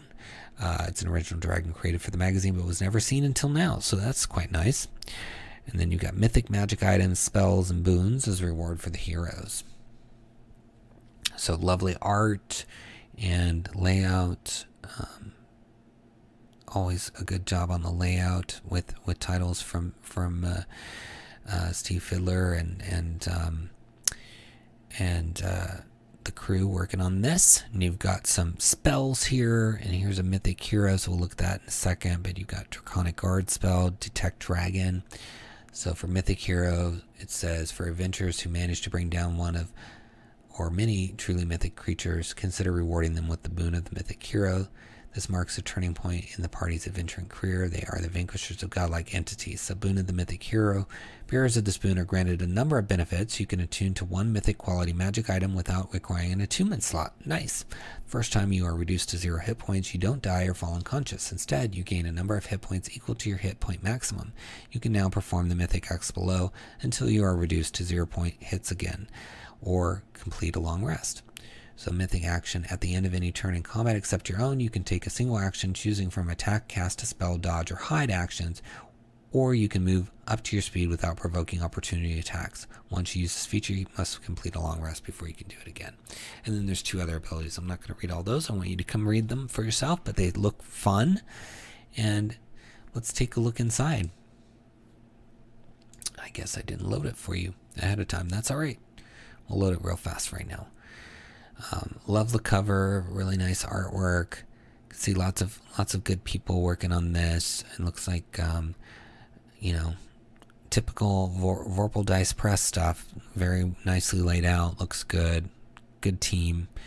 And you've got the intro, and then looks like a bunch of the dragons from past editions of Dragon Magazine. And they appear to be not necessarily dragon types, but more specific individual dragons, which can be helpful. And then you got the blessing and boons. So you got the blessing of the chromatic dragon, metallic dragon, boon of draconic magic, and then a bunch of spells, everything from bone melt, ball of fangs, all the way down to whip strike. So that's fun. Magic items, Aegeus of justice, air spores, tons of magic items, all the way down to wraith scale. And then you've got your intro, and then mythic traits, mythic actions. We'll look at some of these things in a minute. And then you get right into 𝙁𝙁𝙪𝙧𝙬 by Cassandra McDonald. And then all the information on the lair and the role-playing of the dragon. So you've got your stat block, of course. And I think that's nice when you include these with the NPCs. That was something they specifically did with role-playing cards in Wild Beyond the Witchlight, and I think it's a good addition whenever that can be worked in with NPCs like this. So it says, what are mythic actions? Mythic actions are a set of additional actions a creature gains access to after its mythic trait is triggered. Functionally identical to legendary actions, these actions can be used whenever the creature could take a legendary action, costing one or more legendary actions when used. These actions introduce new mechanics to the encounter, such as additional spellcasting, more frequent layer actions, or entirely new attacks. They are also used to augment existing actions, such as additional chances to recharge a breath weapon. So that can be fun. You go beyond the normal legendary actions, because you see here in the stat block for 𝙁𝙁𝙁𝙯 𝙁𝙁, I'm butchering the name, I'm sure, and I'm sorry to Cassandra for doing that. But you need only watch one episode of this show to know I'm not the best at pronunciations. Anyway, legendary actions here, and then you've got mythic actions. So if it's a mythic encounter, and it seems like you can toggle this on or off, so you can maybe not have the mythic actions and just do legendary if you want. So don't let that trouble you if you're not interested in mythic, but I think it's a fun option. So you can choose from the option below as additional legendary actions while he has temporary hit points from Revenge Serve Cold, which is one of the traits of 𝙁𝙁𝙁𝙁, Armor of Frost, Crystal Field, etc. So Crystal Field, 𝙁𝙁𝙁 stomps the ground while standing on snow or ice, and the ground within 10 feet of him sprouts massive jagged crystals of ice. Creatures in the area when this occurs must make a dex saving throw, taking piercing damage on a failed save or half as much on success. Additionally, this area is difficult terrain, and any creature without ice walk that moves through this terrain takes cold damage for every 5 feet it moves. These crystals last until 𝙁𝙁𝙁𝙁 uses the action again. So fun, and that's just one. There's a bunch of them in here.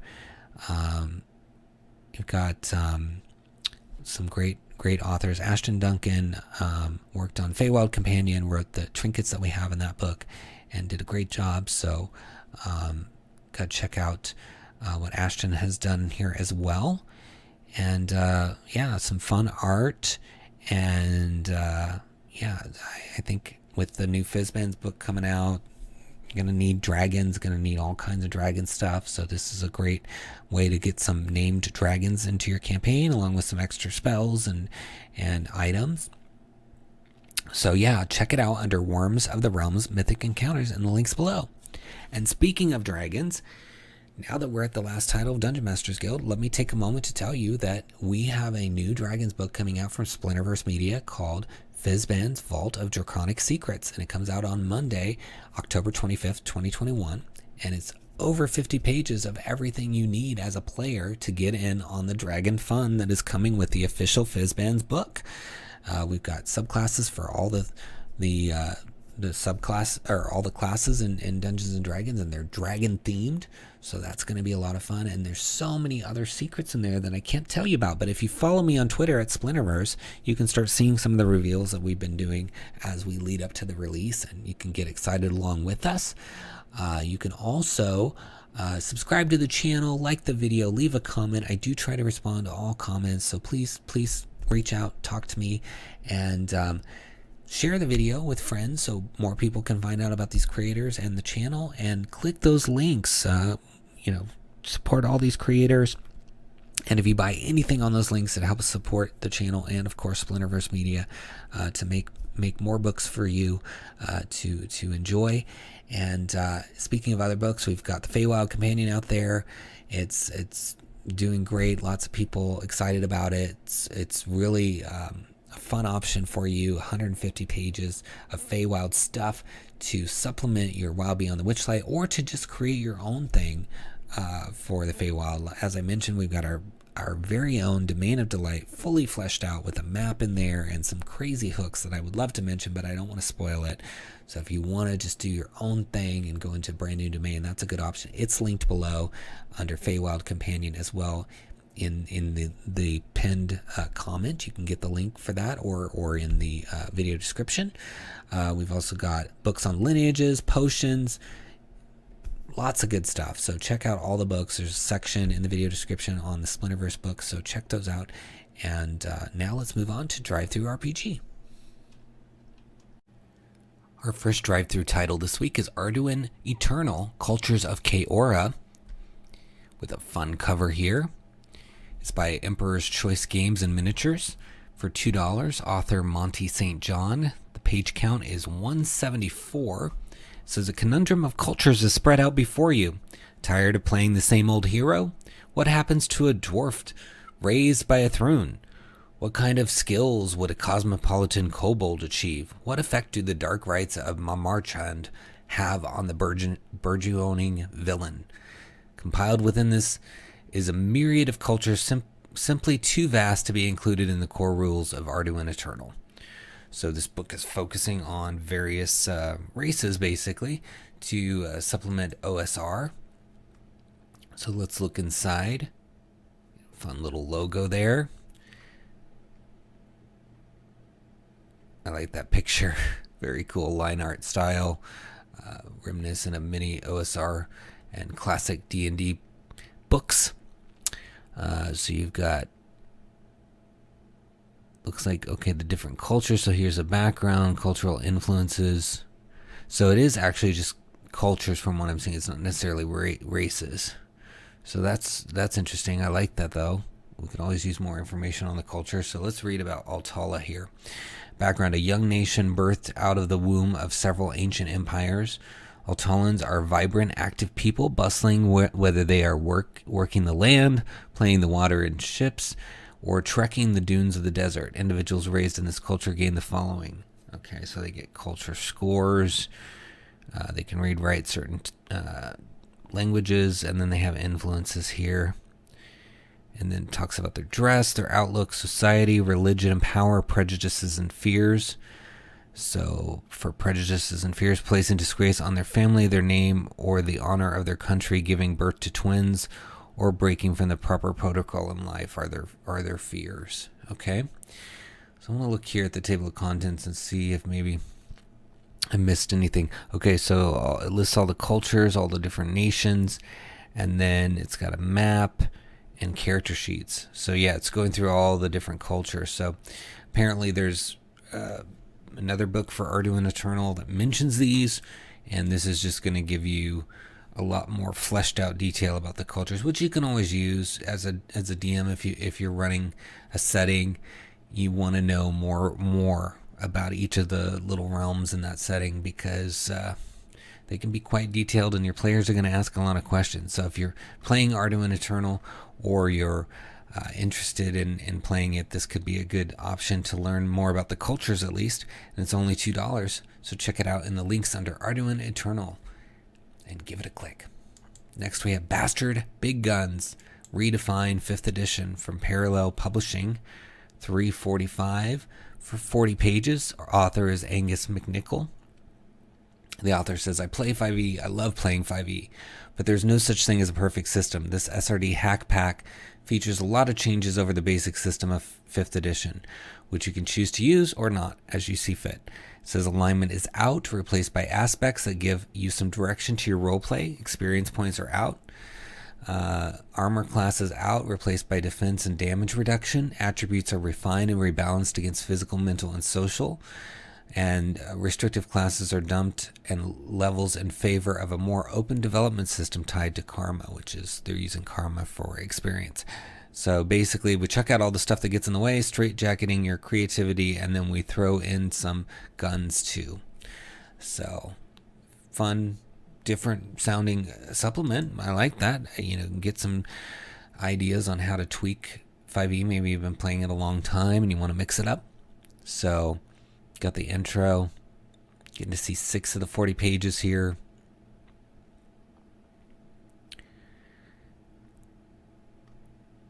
So not getting to see too many of the changes they're making, but you can see they're talking about karma, skills, birthrights, feats, all of that stuff, character creation. It says developmental milestones. Jason Lassard hit upon a unique way to enhance his own Big F axe and I intend to follow this lead. I see it as a great way for small indie publishers to generate interest, so they're going to continue developing as they hit milestones, it looks like. And so unfortunately there's just not anything to see regarding the changes. I mean, they're describing it a little bit here. I was hoping the preview would have a little bit more of that. Let's see if we can see anything in the quick preview. Okay, yeah, you can't read it, but you can see it says alignment is out and then aspects are in, and it talks about the different aspects. So presumably instead of lawful good, you would pick one of these, I guess, and work with that. So get to see a little bit more. What you might consider if you're watching Angus is to include this page in your full page preview, because it's not giving away the entirety of alignment, and it'll let people at least read a little bit about some of the changes you're making. Or you can put an image in here of a particular page or two that you think showcases it, or even just a box with some of the rules, just so people can get a little bit more taste of your writing. This might be the first time they've looked at one of your books, so I want it to do well. It looks like you've got some fun concepts, and I think people will be interested. So check it out under Bastard Big Guns, and remember, because I've suggested some of these changes, by the time you click that link, those changes may have been implemented by Angus. So check it out and give it a click. Next, we have Adventures Dark and Deep, Book of Lost Lore. So we've covered Adventures of Dark and Deep before, I believe. They've had other titles released, and this is not the only title they released this week. They also have one with a ton of monsters in it, and it's for old school. So OSR. This particular volume has new character classes, races, spells, monsters, magic items, and more. But there is a whole separate one with just monsters as well that just came out. It's from BRW Games, author Joseph Bloch. You can pay $9.95 to get the PDF, or you can do a combo of the PDF and a hardcover book for $24.95, and that's on sale. Normally, you can get just the black and white book, printed book for that. With this sale price, you can get both, which is nice. And as I said, it's for OSR, and I've got all kinds of stuff, including classes like the musical bard, merry jester, studious savant, and a villainous blackguard. There's new spells, magic items, and a bunch of stuff. So very, very cool.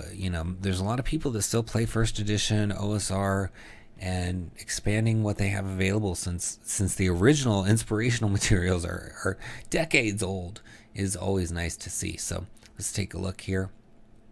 Get to see 3 of the 134 pages. So they've got races, classes, secondary skills, magic with the spells here, optional rules, that's nice, alternate combat system, so a whole alternate combat system, very cool. And then you've got preface. I love, and I think I commented on this last time I looked at one of their books, the font and layout is nearly identical to first edition, which I think is awesome, because I always love that look of the first edition Dungeon Master's Guide, etc. So very cool to see that here. But you get to see a little bit about the centaurs. It says centaurs are considered large creatures due to their size. Centaurs often find navigating dungeon corridors difficult. The GM should always bear this in mind, as it's important to balance against the creature's benefits in wilderness situations. Their base move is 18 inches, it looks like, or maybe it's too small to read that. In melee, centaurs can strike with their hooves for 1d6 HP of damage each. 2 hooves can strike at enemies in front or in the rear of the centaur, but never both.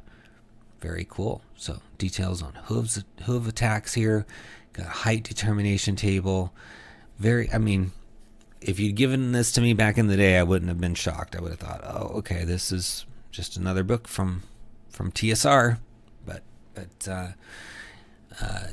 new, it's brand new, and I think again they've done an excellent job mimicking that look. So very fun, and I love that they have a print-on-demand version, so you can literally hold it and look at it and go back to those days if you want of TSR fun. Lots of things in those days that are not so good, but the visuals of some of the books were a little fun.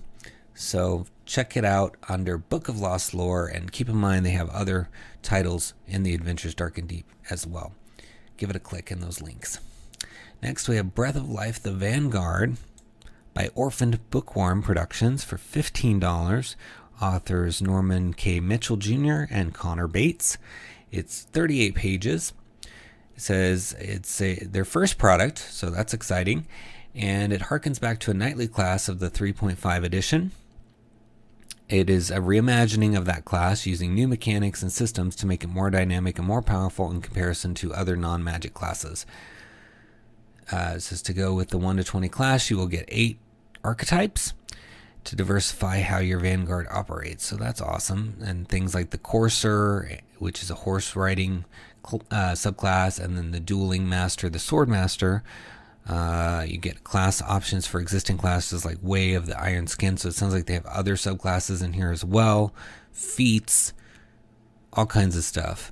It's kind of all jumbled together in this paragraph a little bit. So Norman and Connor, if you're watching, you might want to break this up, maybe do some bullets to kind of show what you've got in your book, because it sounds fun. I just want people to catch it, because some people don't respond to it all run together like that. I mean, it's a short paragraph, but still, it's a block of text as opposed to something that might be easier for people to pick up there.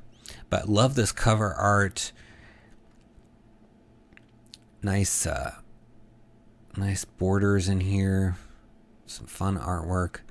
So it goes into the class Vanguard, and then you've got all the archetypes, some fun names here like Sentinel, Spell Sword, Templar, and then you've got other archetypes. So you've got Barbarian, Fighter, Monk, Paladin, Ranger. So lots of martial classes, fighting classes in here. So if you're a fan of fighting, this is going to be a really, really fun one for you. Anybody that likes melee, martial stuff, new weapons, new feats, and a sample Vanguard. I like that. Sample Vanguard. That's awesome. When you have a new class, give an example, because people might even want just a pre-gen to try it out as an NPC or something, or to give somebody at the table who's maybe not willing to try necessarily, and so you give them a pre-gen or a sample, and that makes it a little easier. So you can see 10 of the 38 pages. So we'll read a little bit here of the class features. So here's all the normal stuff. And it says metal. You are known for your valor on the battlefield. You have a pool of metal equal to your charisma bonus that replenishes when you take a long rest. You can expend a point from your pool as a bonus action to grant yourself advantage on your next saving throw or ability check. Shield bearer. When wielding a shield in one hand, you gain an extra +1 bonus to AC. And then test of valor beginning at 2nd level, you can call out your enemies to face you on the battlefield. You can expend a point of metal to issue a challenge as a bonus action against any creature with an intelligence score high enough to have some sense of pride, honor, and or narcissism, usually 5 or more, but at the GM's discretion. Additionally, the creature must be a challenge rating of moderate or higher for your level. While the test of valor is active, you gain advantage on attack rolls against the target and an additional 1d8 damage to their normal weapon damage. The amount of damage dealt increases by an additional 1d8 per 8 at the 8th and 16th levels. So it lasts until you or your target falls to 0 hit points or combat ends. And if the cowardly knave surrenders as a trick, you do not need to spend another point of metal to regain the bonuses of this effect. Okay, that's good. I'm glad they thought that through. You know, when you're writing these things, everyone, it's good to really think through possible scenarios and cover those. So very good to see that here. Yeah, it seems like some real thoughtful writing. I'm not seeing a lot of typos. I haven't seen any, honestly. And I like the borders. And reads well, broken up. The text is broken up. So this is very promising. If you're looking for a new class, particularly a martial class, I recommend checking this out. Go down to the links below and look for Breath of Life and give it a click. Next, we have Carousing Generator from Metal Turtle Games. 50 cents for 2 pages. And of course, this can work for probably any version of Dungeons and Dragons or fantasy games.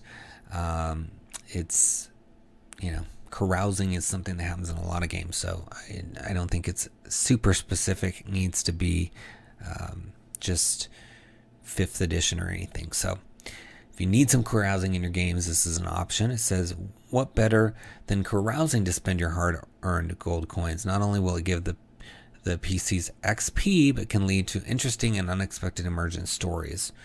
Unfortunately, drinking and eating this much can lead to difficult situations the following days. The supplement will help you determine what happens after or during these outrageous parties. So it contains 50 situations that can happen during or after a few nights of carousing, and then D6 subtables to give them more granularity. So here are a few examples. Made a new friend, and then here's the roles. Joined by a new member, spotted by the wrong people, has been replaced, offended the gods, offended his companions. So you've got, again, some roles after some of these.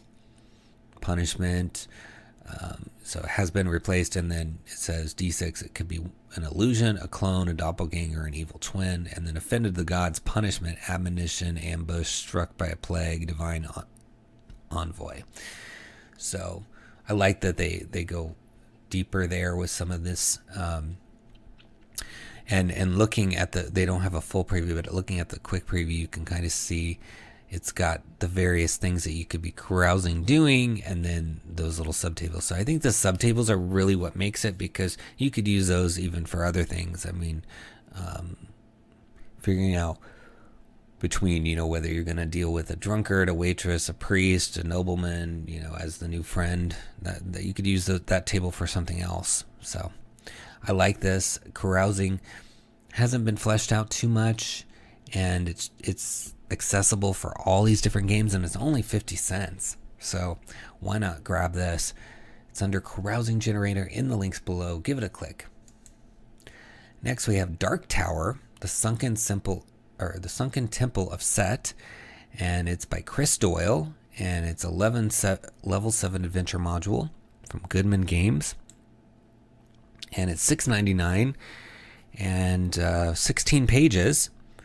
To the east of the village of Mitra's Fist is a flooded box canyon, the origin of a twisting river through a treacherous ravine. A torrent of water gushes into the canyon, and at its base is a monolithic structure from a bygone age.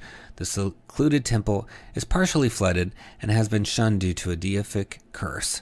But now a host of evil resides in the once sacred edifice, which plots to thwart the efforts of good in the region. What is this unholy congregation's endgame, and how many must suffer under their heel during its profane machinations? Is your band of seasoned heroes up to the challenge of exploring the sunken temple?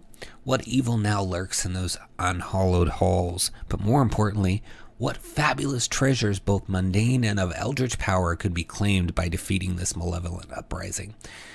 So it's all new, 5th edition, and Goodman Games produces awesome stuff, and they always have cool art. I enjoy looking at just even their covers. So you get to see 6 of the 16 pages. Like this, I just like this notion of Dark Tower. It seems pretty fun, referencing, these Egyptian deities.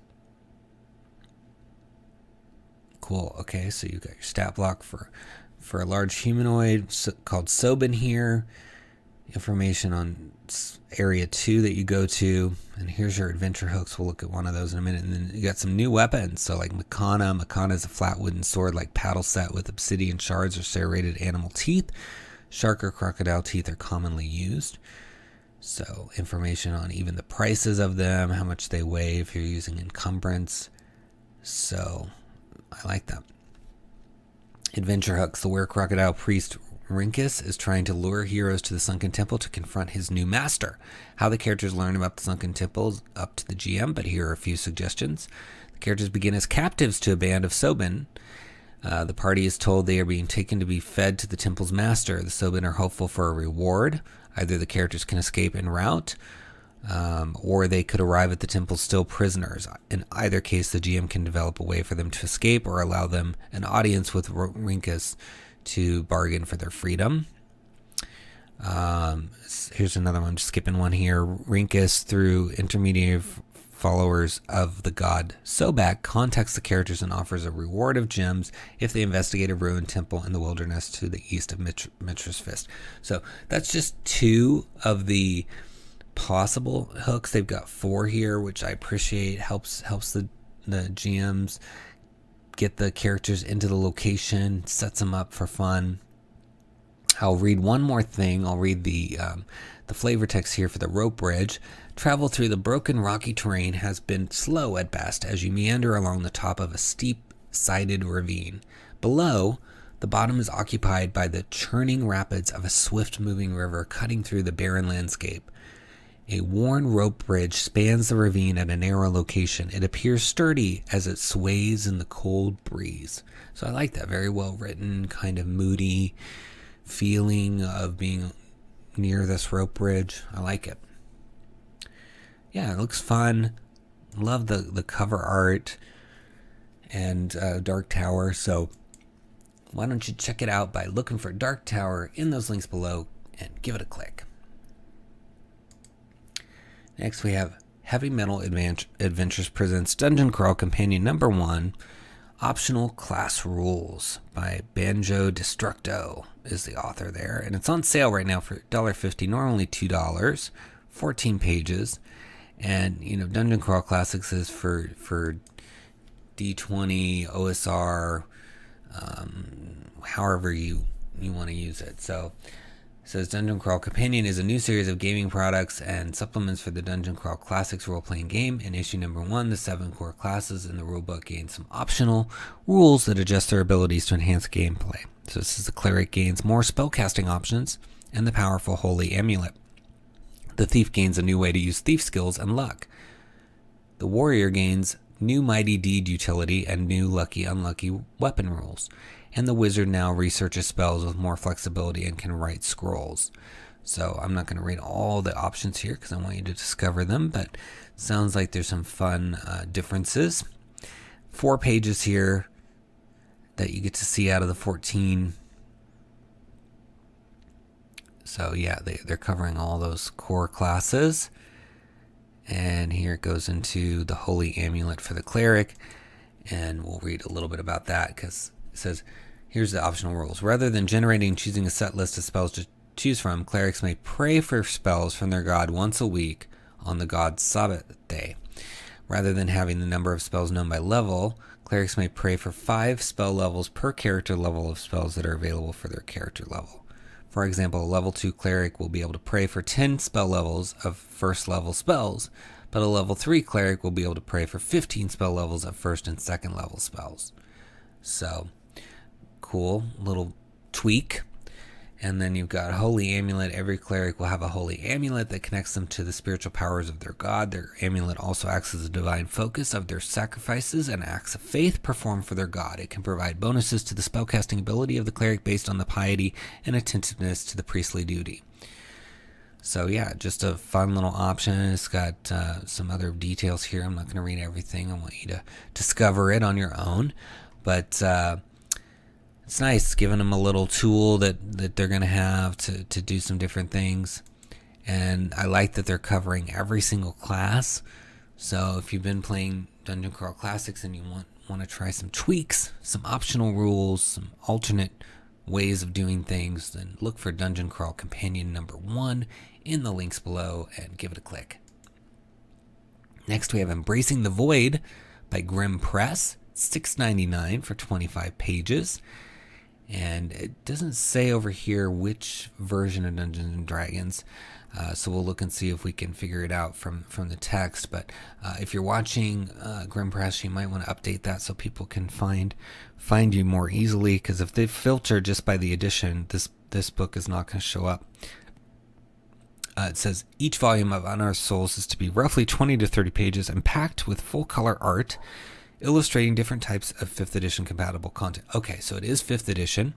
Very cool. So yeah, just get that checkbox to say 5th edition so people can find it under 5th edition searches. Magic items, classes and archetypes, magical spells, monsters and NPCs, new ancestries, and short adventures. Yes, very cool. So magic items, there is a little that the Void's grasp can't influence. These 7 magic items included. And then archetypes, those who have embraced the Void have shaped the power gained there into formidable weapons, both steel and eldritch alike. Explore new archetypes for the Ranger, Rogue, and Warlock. Magical spells, the Void is a realm of flowing energies, open to many spell wielders. 10 new spells are sure to give your campaigns a touch of the unknown. And then you've got variant rules for insanity, monsters, and a short adventure called Birth of the Dark Tree. So quite fun.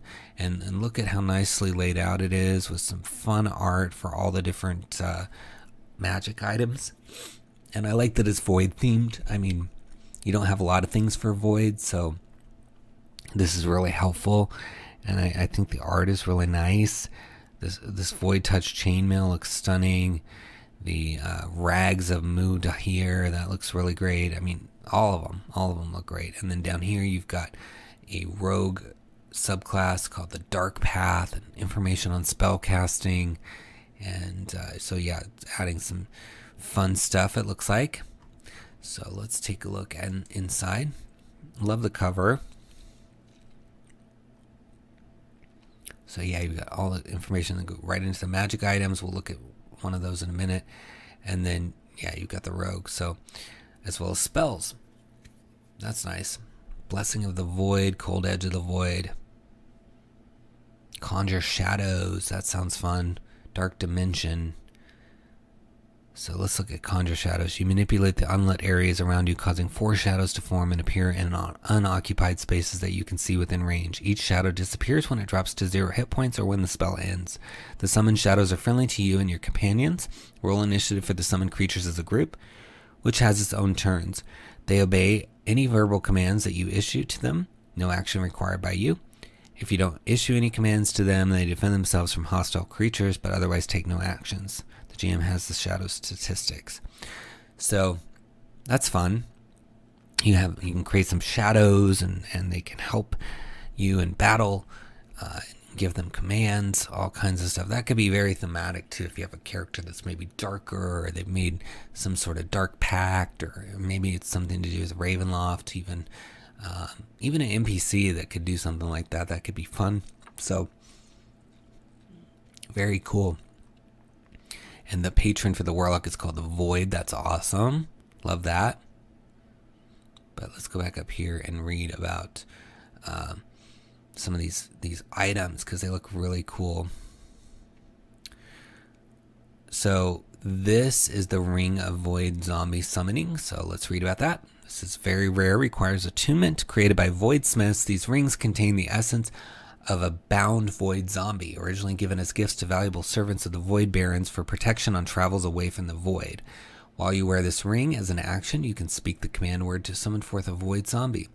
The zombie is friendly to you and your companions. Roll initiative for the zombie, which has its own turns. It obeys verbal commands, so it says, void zombie disappears 1 hour after you summoned it, or if it is killed, etc. The ring can't be used this way again until the next dawn. So it's more summoning. If you like summoning, that's awesome. Yeah, I think there's a lot of fun stuff in here.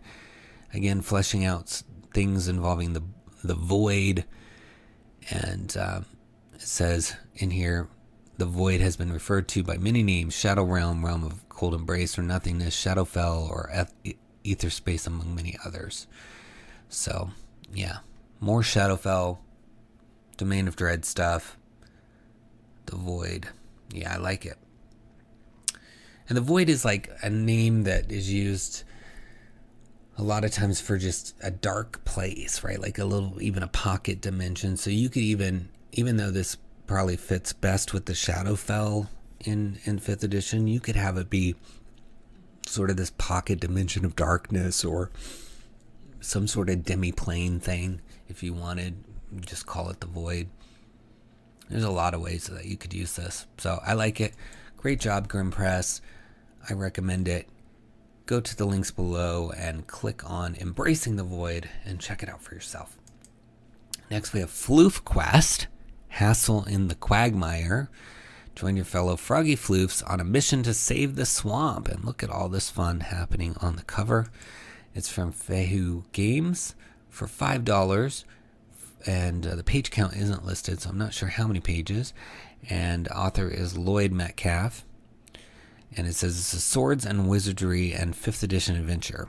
So you can use, I don't know if that's swords and wizardry, the the role-playing game, or if it's just saying that it's got sword and wizardry in the game. So let's take a look inside. 3 pages here in this. Maybe we'll get a sense of how many pages there are. No, because there's no table of contents, but it could be just short. I'm not sure. Introduction. Welcome to the Floof quest from Fehu Games. Floofs are wizard familiars, floofy familiars, living their best life in an ethereal realm from which they are summoned forth by wizards on the prime material plane. A floof quest is a short one-shot adventure involving floofs that is typically played in a 2 to 4 hour session. This book contains 2 sets of rules: the floof quest basic rules, which are created for the simplest play of the game, and a 5th edition adaptation. So, okay, so it is for, it's either got its own rules or it's for swords and wizardry, I'm not sure, and then there's the 5th edition version. It says these basic rules were created to minimize mechanics, aiding in the introduction of new and young players to the game. Floof quest basic mechanics are listed in brackets such as these. 5th edition mechanics are presented as a way of introducing new players to the role-playing through the basics of 5th edition mechanics. Basic floof character sheets and info are available in the appendix. So it sounds like this could be a way for children or young people to get into D&D, and they've got us kind of simplified rules here. So that's nice. And then it goes through the basic rules. It says health represents how healthy a floof is. In most systems, this is called hit points. When a floof faces various challenges or confrontations, they may lose health, and when they reach 0, they become tuckered out. Tuckered out means the floof is unresponsive and limp for the remainder of the fight or encounter that tuckered them out, unless revived in some way by their friends. So yeah, even the language is kind of nice because it helps kids relate a little better than hit points. So fun. Love the art.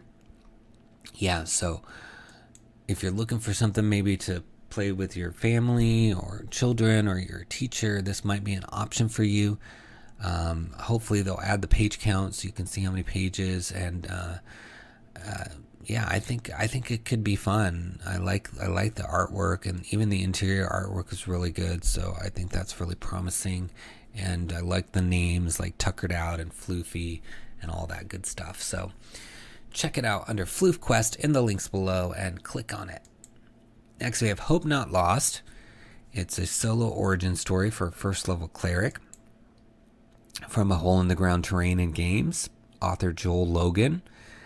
And this one has print on demand options, so you can for $9.99 get the 32-page PDF, or they have the premium color book for $16.99, the standard color book for $12.99, or you can do combos basically for the same prices, which I always recommend the combos, especially if they're the same price, because you may think you don't want the print or you don't want the PDF, and then later you're like, oh, you want it. And one thing I learned recently, because I bought something that had a print version, I bought just the PDF.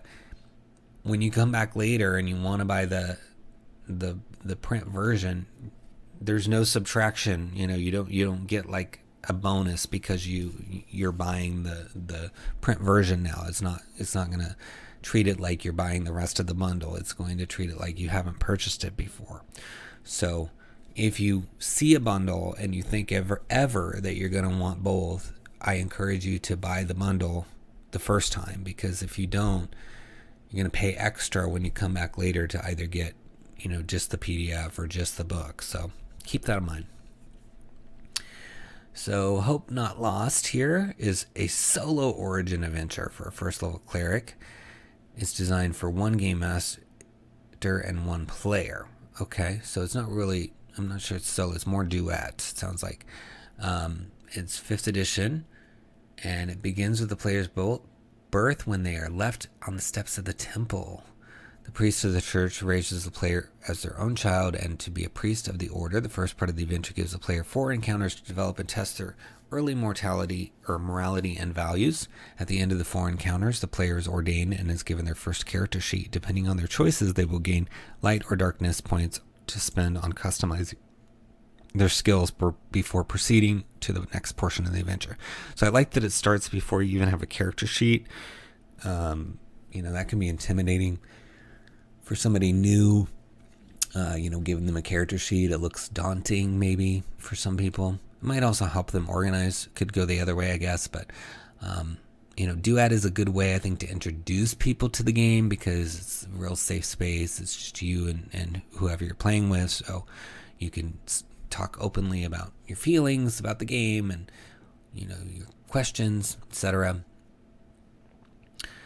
Without having a bunch of people watching you, right? Because you go play at a table for the first time, and maybe there's some strangers or people that you're not super close to, and Duet is a way to just have, maybe you have a really close friend you want to introduce to the game, and you can play, and because you have that really close relationship, you can have these conversations and they can feel not intimidated. You shouldn't feel that way, but it doesn't mean it doesn't happen.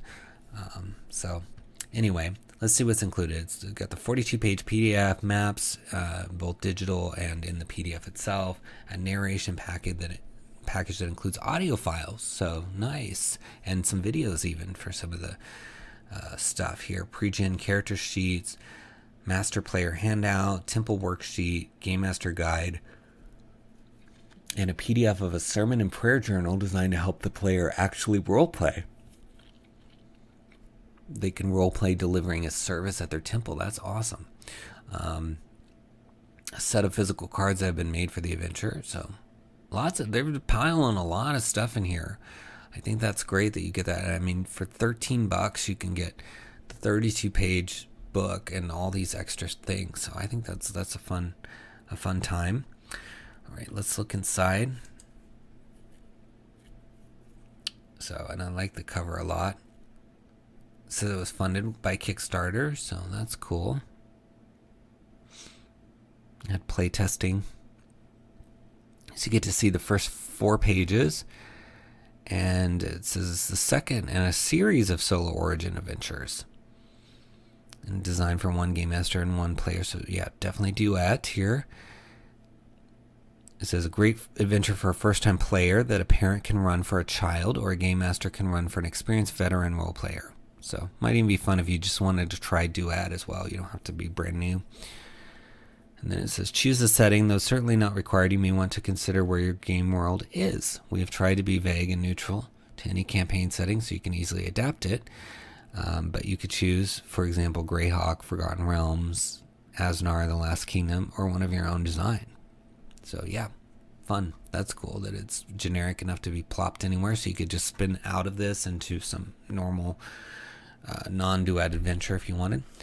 So lots of opportunities with this, I think. So check it out under Hope Not Lost in the links below and give it a click. Next we have the Kinect Adept for Pathfinder, and it's for Pathfinder 1st Edition from Diamond Recreational Studios. It's $7.99 for 17 pages. Speaking of Pathfinder, there is a new site called Pathfinder Infinite, and it focuses on Pathfinder titles only under a similar kind of license agreement with Paizo that Wizards has for DM's Guild. So there's a lot of titles releasing over there as well. I am not featuring them in this video unless I don't find enough from one of the 2 sites to cover. Then I will fill in the open spots I have with Pathfinder Infinite titles. So this week we had plenty of titles, so we didn't need to go over there, but I do encourage you to take a look at it. It is part of this family of one bookshelf sites like DriveThru and DM's Guild, so you can check it out. But there probably will still be some Pathfinder published on DriveThruRPG because the licensing and the way it works. Some people want more control and they want to use less of Paizo's materials to create their works. Presumably on Pathfinder Infinite, you can use more things from their source books, more of their IP. So you'll continue to see it on both sites, and I would encourage you, and this goes for D&D as well, remember that DriveThru is out there and that Pathfinder Infinite are out there. People get hyper-focused on just DM's Guild or one other place, and there's plenty of good stuff coming out on all 3 of these sites. So make sure that you, if you're in the market for something, that you're shopping on all of them as opposed to just always going to one, because you're going to miss out on some great stuff, as these videos hopefully have shown you over the weeks here. And this is our 25th, so we've 25 weeks of showing you what's out there. It's quite a lot. All right. out there to see. Let's see. All right. Learn the ways of the Kinetic Adept warrior mystics who harness telekinetic powers through esoteric methods.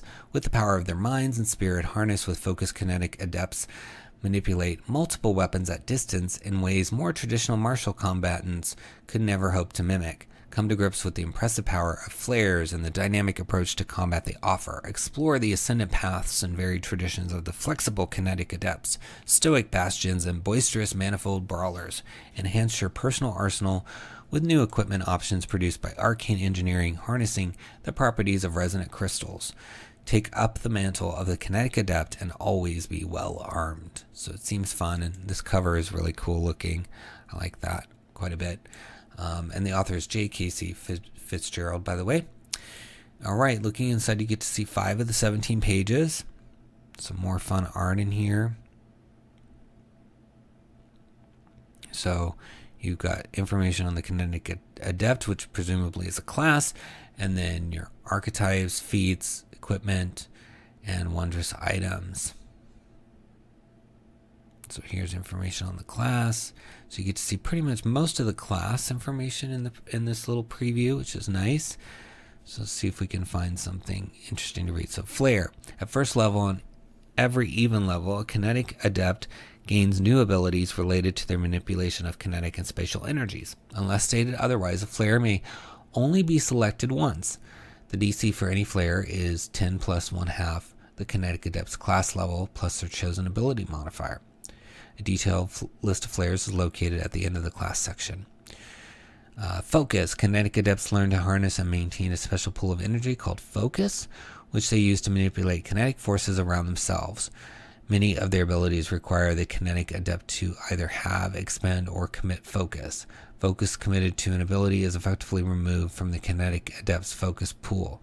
Committed focus can be recovered from its commitment to the usable pool at any time the kinetic adept recovers focus. Okay. So you got your table, and then you have to select charisma or wisdom, and then it talks more about the focus, and then here's the effects that you can use with your focus. So we'll just read a couple effects here. When making a move as part of an action, such as moving, charging, withdrawing, etc., the adept may expend 1 focus to increase their base speed by 10 feet until the beginning of their next turn. When falling, the kinetic adept may expend 1 focus to reduce the effects of the fall on themselves by an amount equal to 10 feet plus an additional 10 feet per 4 kinetic adept levels. So some options there, and there's others. We're not going to read them all. We want you to discover it on your own, and they have something called grip here. It says it represents the number of invisible telekinetic hands the character has. So you can see, it looks like in this image that there's floating weapons, so maybe that's the grip that you have these invisible hands kind of holding stuff. So that's a fun angle. So yeah, if you're playing Pathfinder looking for a brand new class, I think this could be a really fun option for you. So check out Kinetic Adept in the links below and give it a click. Next we have Legacy of Blood, an adventure module by Jonathan Hicks, and it is $8.99 for 37 pages by Open Ended Games. It says, once one of the mightiest families of all the 9 kingdoms, the Leorics have now fallen on hard times. Dark tidings and unspeakable rumors surround this once noble house, but a chance at redemption may still be at hand. In a desperate race against time, the heroes must recover a cache of lost magical artifacts before they fall into the hands of agents of the Dark Master. Only this way can they restore the fallen noble family's legacy and stop the darkness spreading through their domains. Can they reach the treasure before the agents of the Dark Master pursuing them? Can they sneak past the dragon who has made Castle Dulgrath her lair? Can they survive this legacy of blood? So it's for 4 to 5 level 2 to 3 characters, and can be used with against the Dark Master core rules. I'm not sure what that is, but this is listed as being OSR, so I'm assuming against the Dark Master is an OSR thing. So there's maps, adventure hooks, NPCs, factions, and a dragon. So that's fun. Let's look inside. You get to see 4 of the 37 pages. I like the layout Looks really nice. Fun colors and stuff. Not colors, but like the way that the black and white looks with this. You know, I love black and white line art on OSR titles. It just gives you that old feel. So, starting the players, the adventure starts at a small trader's stop on the road heading into the Window Plains leading to the Great Lake of Ăsund. The players can be here because they are looking for new opportunities and have swords and spells to hire out. They have heard rumors of the Dark Master in the area at the Winddown Castle in particular. They have a friend relative who serves the castle with news of a growing darkness. So lots of stuff. I like all the darkness stuff in here too. That's fun. So you've got information on the Leoric family, Dark Master, and that's just the first 4 pages. There's 37. So lots and lots of stuff going on, and seems like a fun title with a dark edge to it. So if you're looking for an OSR module, I would check out Legacy of Blood in those links below and give it a click. Next we have Cult Adventures Magic Item Pack 1, a collection of 10 magical items for 5th edition. Got spell focuses, accessories, mundane magical items, all kinds of stuff. Blessed Moonlight Lantern, Blink Javelin, Majestic Cloak, Quill of Arcane Writing, all kinds of good stuff. Like it. So let's see here. Yeah, very nice layout. Really cool. Blessed Moonlight Lantern. This is the night is dark and full of monsters. May this lantern help you discern dangers before they get you. It is said that the light of this lantern is captured moonlight that can reveal the true form of creatures that would want to deceive you. This hooded lantern casts bright light in a 30-foot radius and dim light for an additional 30 feet. In addition, this lantern emits blue magical light. It never needs to be recharged but can only be used at night. A shape changer that enters the lantern's bright light for the first time or starts its turn there must succeed a Constitution saving throw reverting to its original form. On a failure, a shape changer that reverts to its original form in this way cannot assume a different form as long as they stand in the lantern's light. So that's an interesting little effect it's got, you know, against shape changers. This might be a great item if you have an adventure where they're going to be dealing with shape changers. Like that a lot. Blink Javelin is also shown here, so you get to see a couple of the items. And they're all beautifully illustrated from what I can see. And yeah, $1.99, that's a decent price. And I mean, just looking at these different things, if you picked up Feywild Companion, my book, I could see the Blink Javelin would be great for the Path of the Blink, the Blinking Pack Barbarian. Just all jumbled up today. And then you've got Quill of Arcane Writing. I think that would be great for the calligrapher subclass that we put in that book. So I know a lot of you pick up my books, so I like to shout them out when I can, because you get a little bit more use out of some of these books when you can combine them with other books. So yeah, I'm gonna come back and get this because it's only $1.99 and it looks really fun. Actually, let's just add it to the cart. Live. It's now in my cart, so I don't forget to buy it. All right, but look for it in the links. It's a fun one. Magic Item Pack 1. Okay, Micro Dungeons Halloween Indie Hobbies, ready to play dungeon crawling mini adventures for the 5th edition of Dungeons and Dragons. $2.49. Authors Guillermo Blumenfeld and Zakur. Says Micro Dungeons is a short collection of small dungeons for 5th edition fantasy that can be played in a few hours with old school feel. So here's kind of the map and all that stuff. They've got the Micro Dungeons is kind of cool how they do it, because they put the map and then they surround it with all of the little points of interest and details so that it's all together in one spot. You know, a lot of times you have the map on one page or a couple pages earlier, and then you've got your points of interest elsewhere, and I think that you got to flip back and forth a bunch unless you kind of screen cap it or do something with your PDF to make it easier, or print it. So the Halloween Special Edition brings the same style of game as the previous one, but with 5 Halloween-themed dungeons where the player characters will face classic monsters like vampires, witches, werewolves, and more. Each micro dungeon includes a map, an introduction to the adventure, and encounters, traps, or puzzles for different rooms. So very fun, and it's 5th edition, so that's cool. Monster reference cards. So yeah, these have been really popular. They don't have a full preview, but I included it because you do get to see kind of what it looks like here. And we've looked at some of their other ones before. I love their art style, and that they give you each and every room is detailed, so that's helpful. Sometimes you don't get that, or you may not always want that, but you can always replace one of these with your own, as opposed to one that's empty and then they don't give you anything to choose either to use or not. So I like that. I like that they cover every single spot on the map. So check it out under Micro Dungeons Halloween Edition in the links below. Give it a click. Next we have Mounts Revisited Playtest from Dragon Crown Games. It's free on the suggested price, and you could always choose to pay something, but they're suggesting not, so that's nice. It's 14 pages for 5th edition.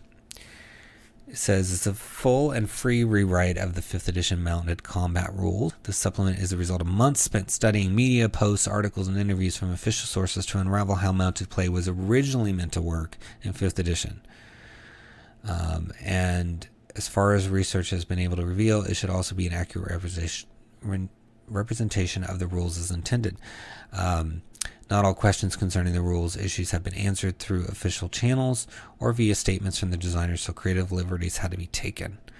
So, and then they're looking for feedback since this is a beta. It says additional rules mechanics to get more out of your mount in combat, lightweight rules to run mounts as NPCs, and a personality of their own, pace, carry, maintenance, and purchase costs for dozens of mounts, 20 brand new magic items, and minor revisions to Horseshoes of Zephyr and Horseshoes of Speed.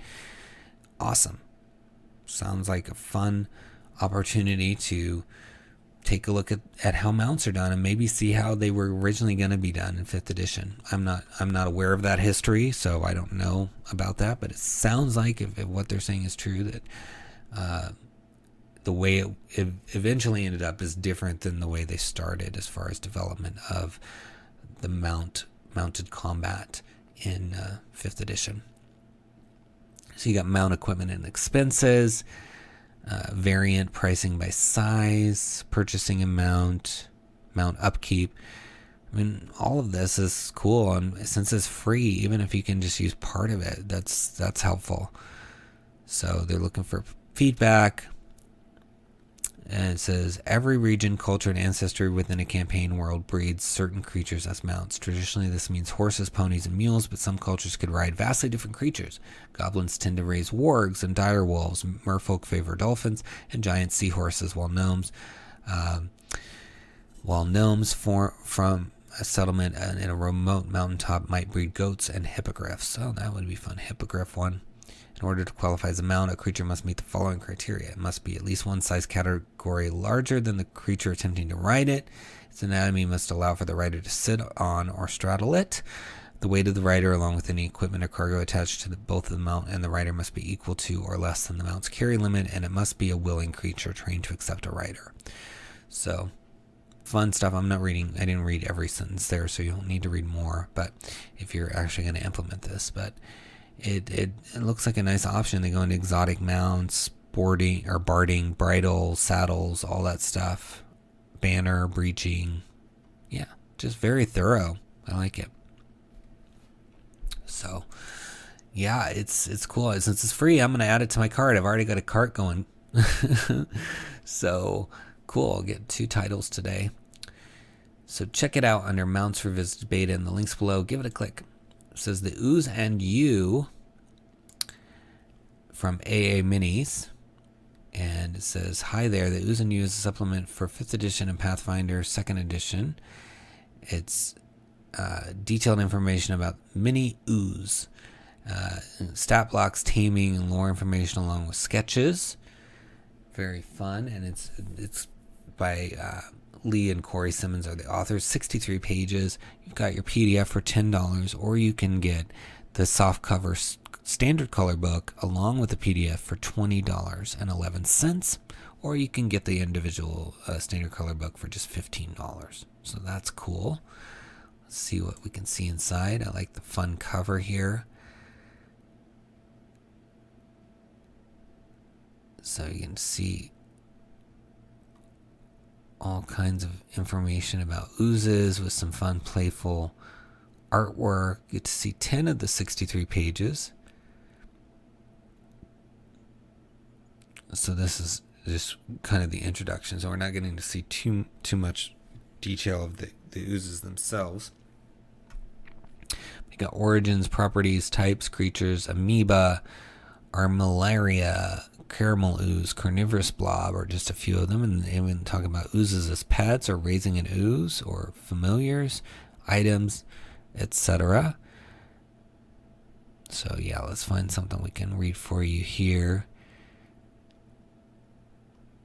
It says sleep is one thing that all ooze appear to not require. This isn't totally accurate, as some ooze fall dormant in times when sustenance is scarce, allowing them to live for astonishing lengths of time without food. Others seem to constantly move until they die, not pausing even a minute for their entire lives. So that's some nice lore. Another trait of the ooze is its imperviousness to mind effects. Mages and scholars have speculated that this is because the ooze lacks any form of intelligence.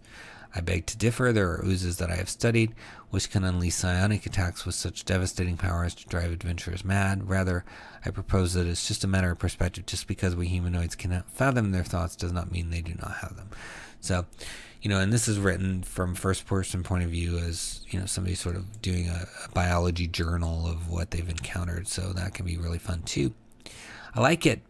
You can have all kinds of oozes. It's getting close to Halloween. You could probably use this to have a Halloween adventure as well. So check it out under Ooze You, in the links below.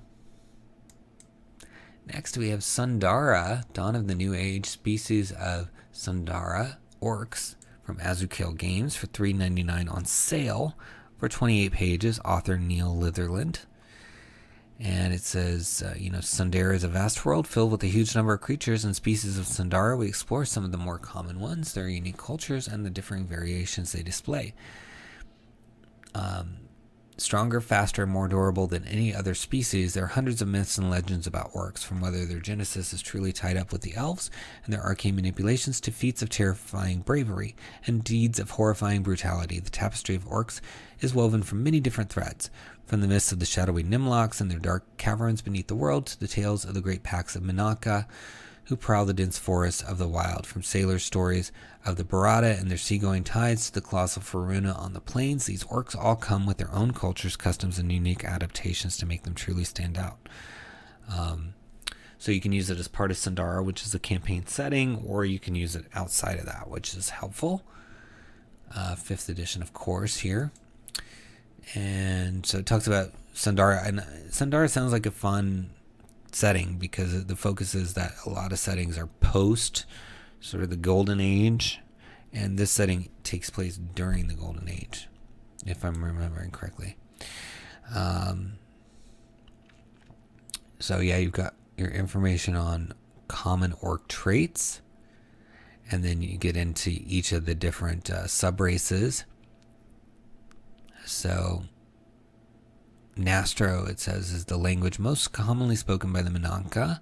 Nastro is a deep guttural tongue that seems to come up from the chest like a growl. It incorporates the gnashing of teeth and often describes the world in terms of the flow of scents that fill the air. As such, those who lack a scent special ability often have trouble grasping all but the broadest strokes of this language. So that's fun, these little variations on languages for the orcs. I mean, you could use even just that by itself in your campaigns, give some flavor to your different orcs. Because, I mean, we as humans, we don't have just one language, right? So why would everything that's an orc speak Orcish? There's other options. There's various dialects, etc. So I like that. Then here's a section on the Minenka. Moving through the forest like a swift breeze, many legends are told of the Minenka. Some paint them as dangerous brutes, thirsty for blood, and preying on any who trespass on what they consider their territory. Others tell tales of these orcs protecting travelers in the woods or banding together to help the stranded, the wounded, or those in danger. The truth, as with most things, is often found in the empty space between these stories. They are the green of their native forest with heavy jaws like one might associate with a wolf or bear. Their claw-like nails are thick and black, and their eyes tend toward a golden hue that's often associated with great cats or certain breeds of hunting hound. Their hair tends to grow thick as well, covering their shoulders and upper arms as well as their heads in a manner more like a pelt. Patches of thick hair on their forearms, calves, and other parts of the body are far from uncommon, and usually ranges from tawny to dark depending on the climate. So lots and lots of detail going into this. I appreciate that. I like to do that kind of detail too when I can in my work. So I can relate to the liking of that.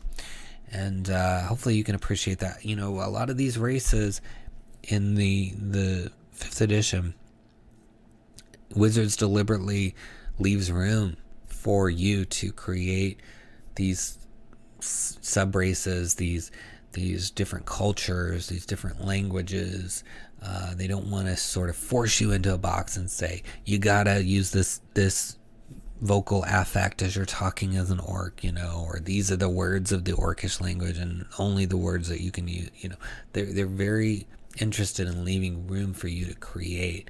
And so these third-party publishers sometimes will offer you their creations like they're doing here to say, hey, you want to try the ones that we made up? So I think the detail here is really nice from Neil Litherland. So I would encourage you to read it, pick what you like and use it. You don't have to use everything, but you know, for $3.99, if you're interested in doing an orc campaign, I think this could be a lot of fun. So check it out under Species of Sundara Orcs in the links below and give it a click. Spellshaper Wizard by Spencer Hibnick. It's $2.95 for six pages. And it says, turn fireballs into cubes and bend lightning bolts around corners with this geometry-themed subclass for the world's greatest role-playing game. The subclass allows you to alter the shape of area effect spells, initially being able to toggle between cones, cubes, lines, and spheres. As you level up, you'll be able to deploy new shapes like donuts. The supplement also includes a full NPC stat block with battle guidance and a simplified NPC that uses a retainer rules from strongholds and followers. Nice. I like that. And then here's a Spellshaper feature, and then you've got retainers. It says retainers are easy to run NPCs that serve a player character and can accompany them into combat. So you've got some retainers, which you don't see a lot, so that's nice. And then here's your NPC. But let's read this shape spell ability. You can strip a spell down to its raw power and change the shape you use to project that power. When you cast a wizard spell with a casting time of 1 action and an area that is a cone, cube, line, or sphere, you can choose to substitute that area for a different 3-dimensional shape in the same row of the spell shape conversion table. You can also substitute circles and squares for other 2-dimensional shapes using the same table. If a spell's area is larger or smaller than the values on the table or has a shape that's not on the table, you can't use this ability with it. So I'm surprised nobody's thought of that before, you know, this ability to switch up the shapes of the area of effect. I think it's fun, it's thematic, it's visual, and you know, you can have it for $2.95 and get all these extra NPCs that you can use to kind of demonstrate this new way of thinking about shapes and stuff. So it's a fun name as well, Spellshaper. So check it out under Spellshaper Wizard in the links below and give it a click. Next, we have Tales of Arcana, the 5th edition race guide, developed by Matt Nickel. I think that's how you pronounce it, not sure. And Chris S. Sims is another author. But I'm loving this cover, this kind of Transformer character in the back, and all these other fun-looking creatures and characters look fun. And it's $25 for 499 pages. After 25 episodes of the show, I think titles hitting 500 or more is very few that do that. So always need to take note when there's a title that has that much, because I can't imagine in 500 pages you're not going to find something that you can use as a DM, as a player. So, and it's already got 3 5-star ratings.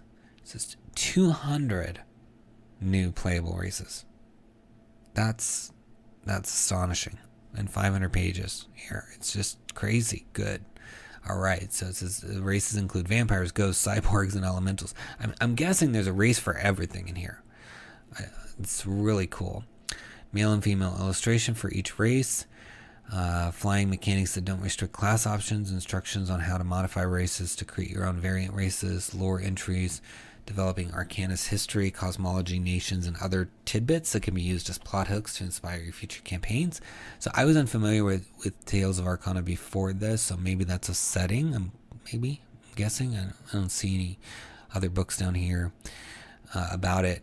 And if there are Arcanomicon, maybe you can put a HTML link in here to something to show those other titles for people. Says this is essential for people that want to go beyond the traditional races. And will you play as a forest-dwelling Sasquatch or tree squid, swim the murky depths as a Grindy Low or merfolk, or perhaps entertain villagers as a toon or a clown? Perhaps your dungeon master will have you square off in combat with foul-smelling Krampus or band of mischievous Kasaobaki. There are races here that will resonate with traditional players as well as newer and younger players. So yeah, you got some just all kinds of inspired looking stuff here. I just love the cover. And unfortunately, there's no full preview, which if you're watching authors and publisher, I would put something in here. I mean, you have 500 pages. I think you can put something. I know full-size previews aren't working, so that may be why it's all the time. So that may be why there's not one here. They are kind of finicky. So maybe try again to put it on there if you haven't already. You can pick the starting page, so it doesn't even have to be your first page. You can also do an alternate publisher preview if you have your own website, where you can just link to a PDF that you've created there, where you can do excerpts, maybe page 3, 10, 12 all in one PDF or whatever. That I like when publishers do that, because you get to kind of skip through. Or alternatively, you can put some big images of the pages in here so we can see some stuff, because unfortunately we're not going to be able to read anything, and with your price point, people are going to want to read some stuff before they purchase, because that's a big commitment to make without being able to read. I can tell you it looks stunning. I mean, look at this Amazon race. I mean, wow. And the borders are gorgeous. And here's the 8th era. I mean, I love this. I definitely want to get a copy of this. It's so nice. Yeah. There'll be people that buy it just because it's got 500 pages and 200 races for sure. But I want you guys to get the most out of it, so consider adding some full preview. It may be just broken for you at the time, and you just have to refresh it or work on it. I've had to do that a bunch on my titles. Or just put, like I said, some images in here. So those of you watching, those things might be in place by the time you click the link. So be sure to click the link and consider it anyway, because you saw this gorgeous art in here. I mean, just for the art, I think 500 pages of this kind of art is worth $25 to me. So I think you're going to find something you can use in it, even if you don't get to see more in the previews. So check it out under Tales of Arcana 5th edition race guide in the links below, and give it a click. Next we have Tegel Manor, the Judges Guild Classic Reborn from Frog God Games by Bill Webb, Tom Wilson, and Gaber Lux. And it's $27.50 on sale, normally $55 because it's 214 pages. And I will mention that when I was going through preparing the titles for this week, I noticed that Tegel Manor was released as other editions as well. I'm not sure. Okay, not seeing any down here. If you're watching Frog God Games, you might put some links to the other versions in here, hyperlinks. I think you are allowed to create working links to other pages within DriveThruRPG. Anything else like Twitter, you can't link directly. You can type it out, but you can't link. But since your other versions are also on DriveThru, you put them here, and then people can say, oh, I like this, but I want OSR, or what. I'm not sure if you have an OSR. I'm just saying whatever the other versions are. I think linking them here would be awesome for people to have options to bounce around. But it says, first published by the Judges Guild in 1977, Tegel Manor is the oldest of the haunted house adventures in fantasy role-playing, and probably the very first mega dungeon ever published.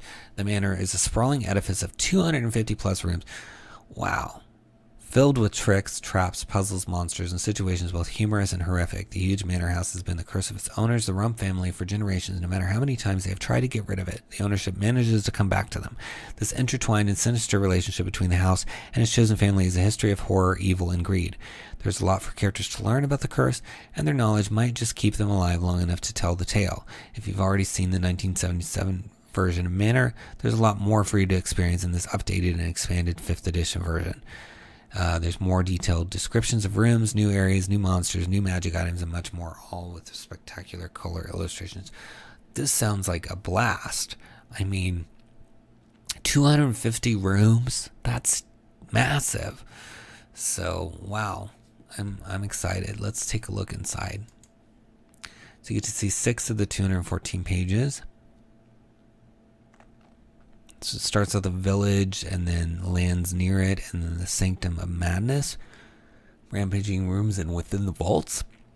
And then you've got appendices with the family tree, creatures, statues, terrible traps, eldritch experiments, and the new magic items and spells. Tons of stuff. Tons of stuff on offer here. So it goes through how the book is organized, and then you get into a little bit into the village. So yeah, let's see. So Appendix 1 contains a description and names of the family members. 2 contains stat blocks about creatures. 3 details a list of possible actions or powers for the numerous startling statues that abound in the manor. And yeah, eldritch experiments. I mean, just fun stuff. Let's read a little bit about the Tegel village here. Less known for its fertile fields and stout farmers, the village of Tegel is the site of the infamous manor. All manner of evildoers moved to its vicinity since the lamentable but timely downfall of the Rump family, threatening the simple lives of its inhabitants. Indeed, between the cultists of Sothagus, the dearth monster of Derfingal Marsh, brigands, pirates, and undead, it is a small wonder they still till their farms as if nothing had happened. Though the harvests remain good and the rich grains still find their market, many are reconsidering their residence. After all, what is a full purse good for if one isn't alive to appreciate it? Mayor Turnelmore and his aides have their hands full. They have to deal with the monsters and assorted other menaces, all while making sure that Sir Runic the Rump, the last one of his line, doesn't regain his holding by some miracle. On the other hand, it wouldn't hurt if some of the nearby problems were solved by sword or by deceit, and they are willing to pay handsomely to this end. Adventurers seeking their fortune who are not afraid of a gruesome and untimely death should find what they are looking for. So a nice little setup, getting you ready to go into this massive manor. I really like it. Yeah, fun times. And it's Judges Guild. I mean, that's way back, 1977. That's a long time ago. So it's nice that they're reviving this, updating it, adding new stuff. You know, I'd like to see more of the fantastic artwork. I think Frog God, you might consider either expanding the preview just a little bit so we can see some of the artwork that you're talking about in your description, or maybe add a few images in your catalog description as well, so people can really enjoy this, because I think it's a lot of fun, but those that are motivated by visuals may not see a lot in the little one. Maybe through this, let's look and see if we can see more in here. Okay, now we can see them. So this works as well. Okay, so yeah, you can see how they've got all these little pictures at the top here that are more visual and fun and gorgeously crafted for sure. So check it out under Tegel Manor in the links below. Give it a click and get yourself a 250 room dungeon. Who doesn't need that as a DM for sure? Well, that's our last drive-through title of the week. Please subscribe to the channel, like the video, leave us a comment. I try to respond to every comment. Follow me on Twitter at Splinterverse. Reminder, next Monday we are releasing a brand new book on DM's Guild, so follow us on Twitter or to find out more about that. We've been doing some reveals this week. It's also going to be released on Monday, the 25th, so get ready for that.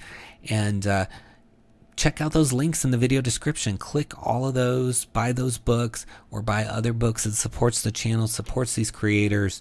And if you're feeling especially generous, consider purchasing Feywild Companion. It's 150 pages of things for DMs and players related to Feywild. Lots of popular subclasses, all kinds of adventures, encounters, monsters, hooks, you name it, it is in there. We put literally almost every kind of content in that book. So you should have everything you need to take that and Wild Beyond the Witchlight and just have a good old Feywild time, or even run it without Wild Beyond the Witchlight. But the two together, to me, make a complete picture of Feywild for anybody looking for one. And then we've got books on lineages. The Van Richten's Librum of Lineages is on sale, I think, until the 31st at the lowest price it's ever been, at $2.69. I mean, great way to get 4 brand new unique lineages and optional rules to manage lineages in your campaigns. And then we've got Potions Unlocked over on DriveThruRPG as well. That is a lot of fun, especially with Halloween. You could do some potion stuff, lots of unique potions in there, different locations, all kinds of fun. All of these books are linked below as well. So please consider those. And thank you for watching. Thank you to all the great creators for producing such fun content. I really enjoy looking at what you are all making and sharing it with my viewers. So keep it up. And until next time, happy adventuring.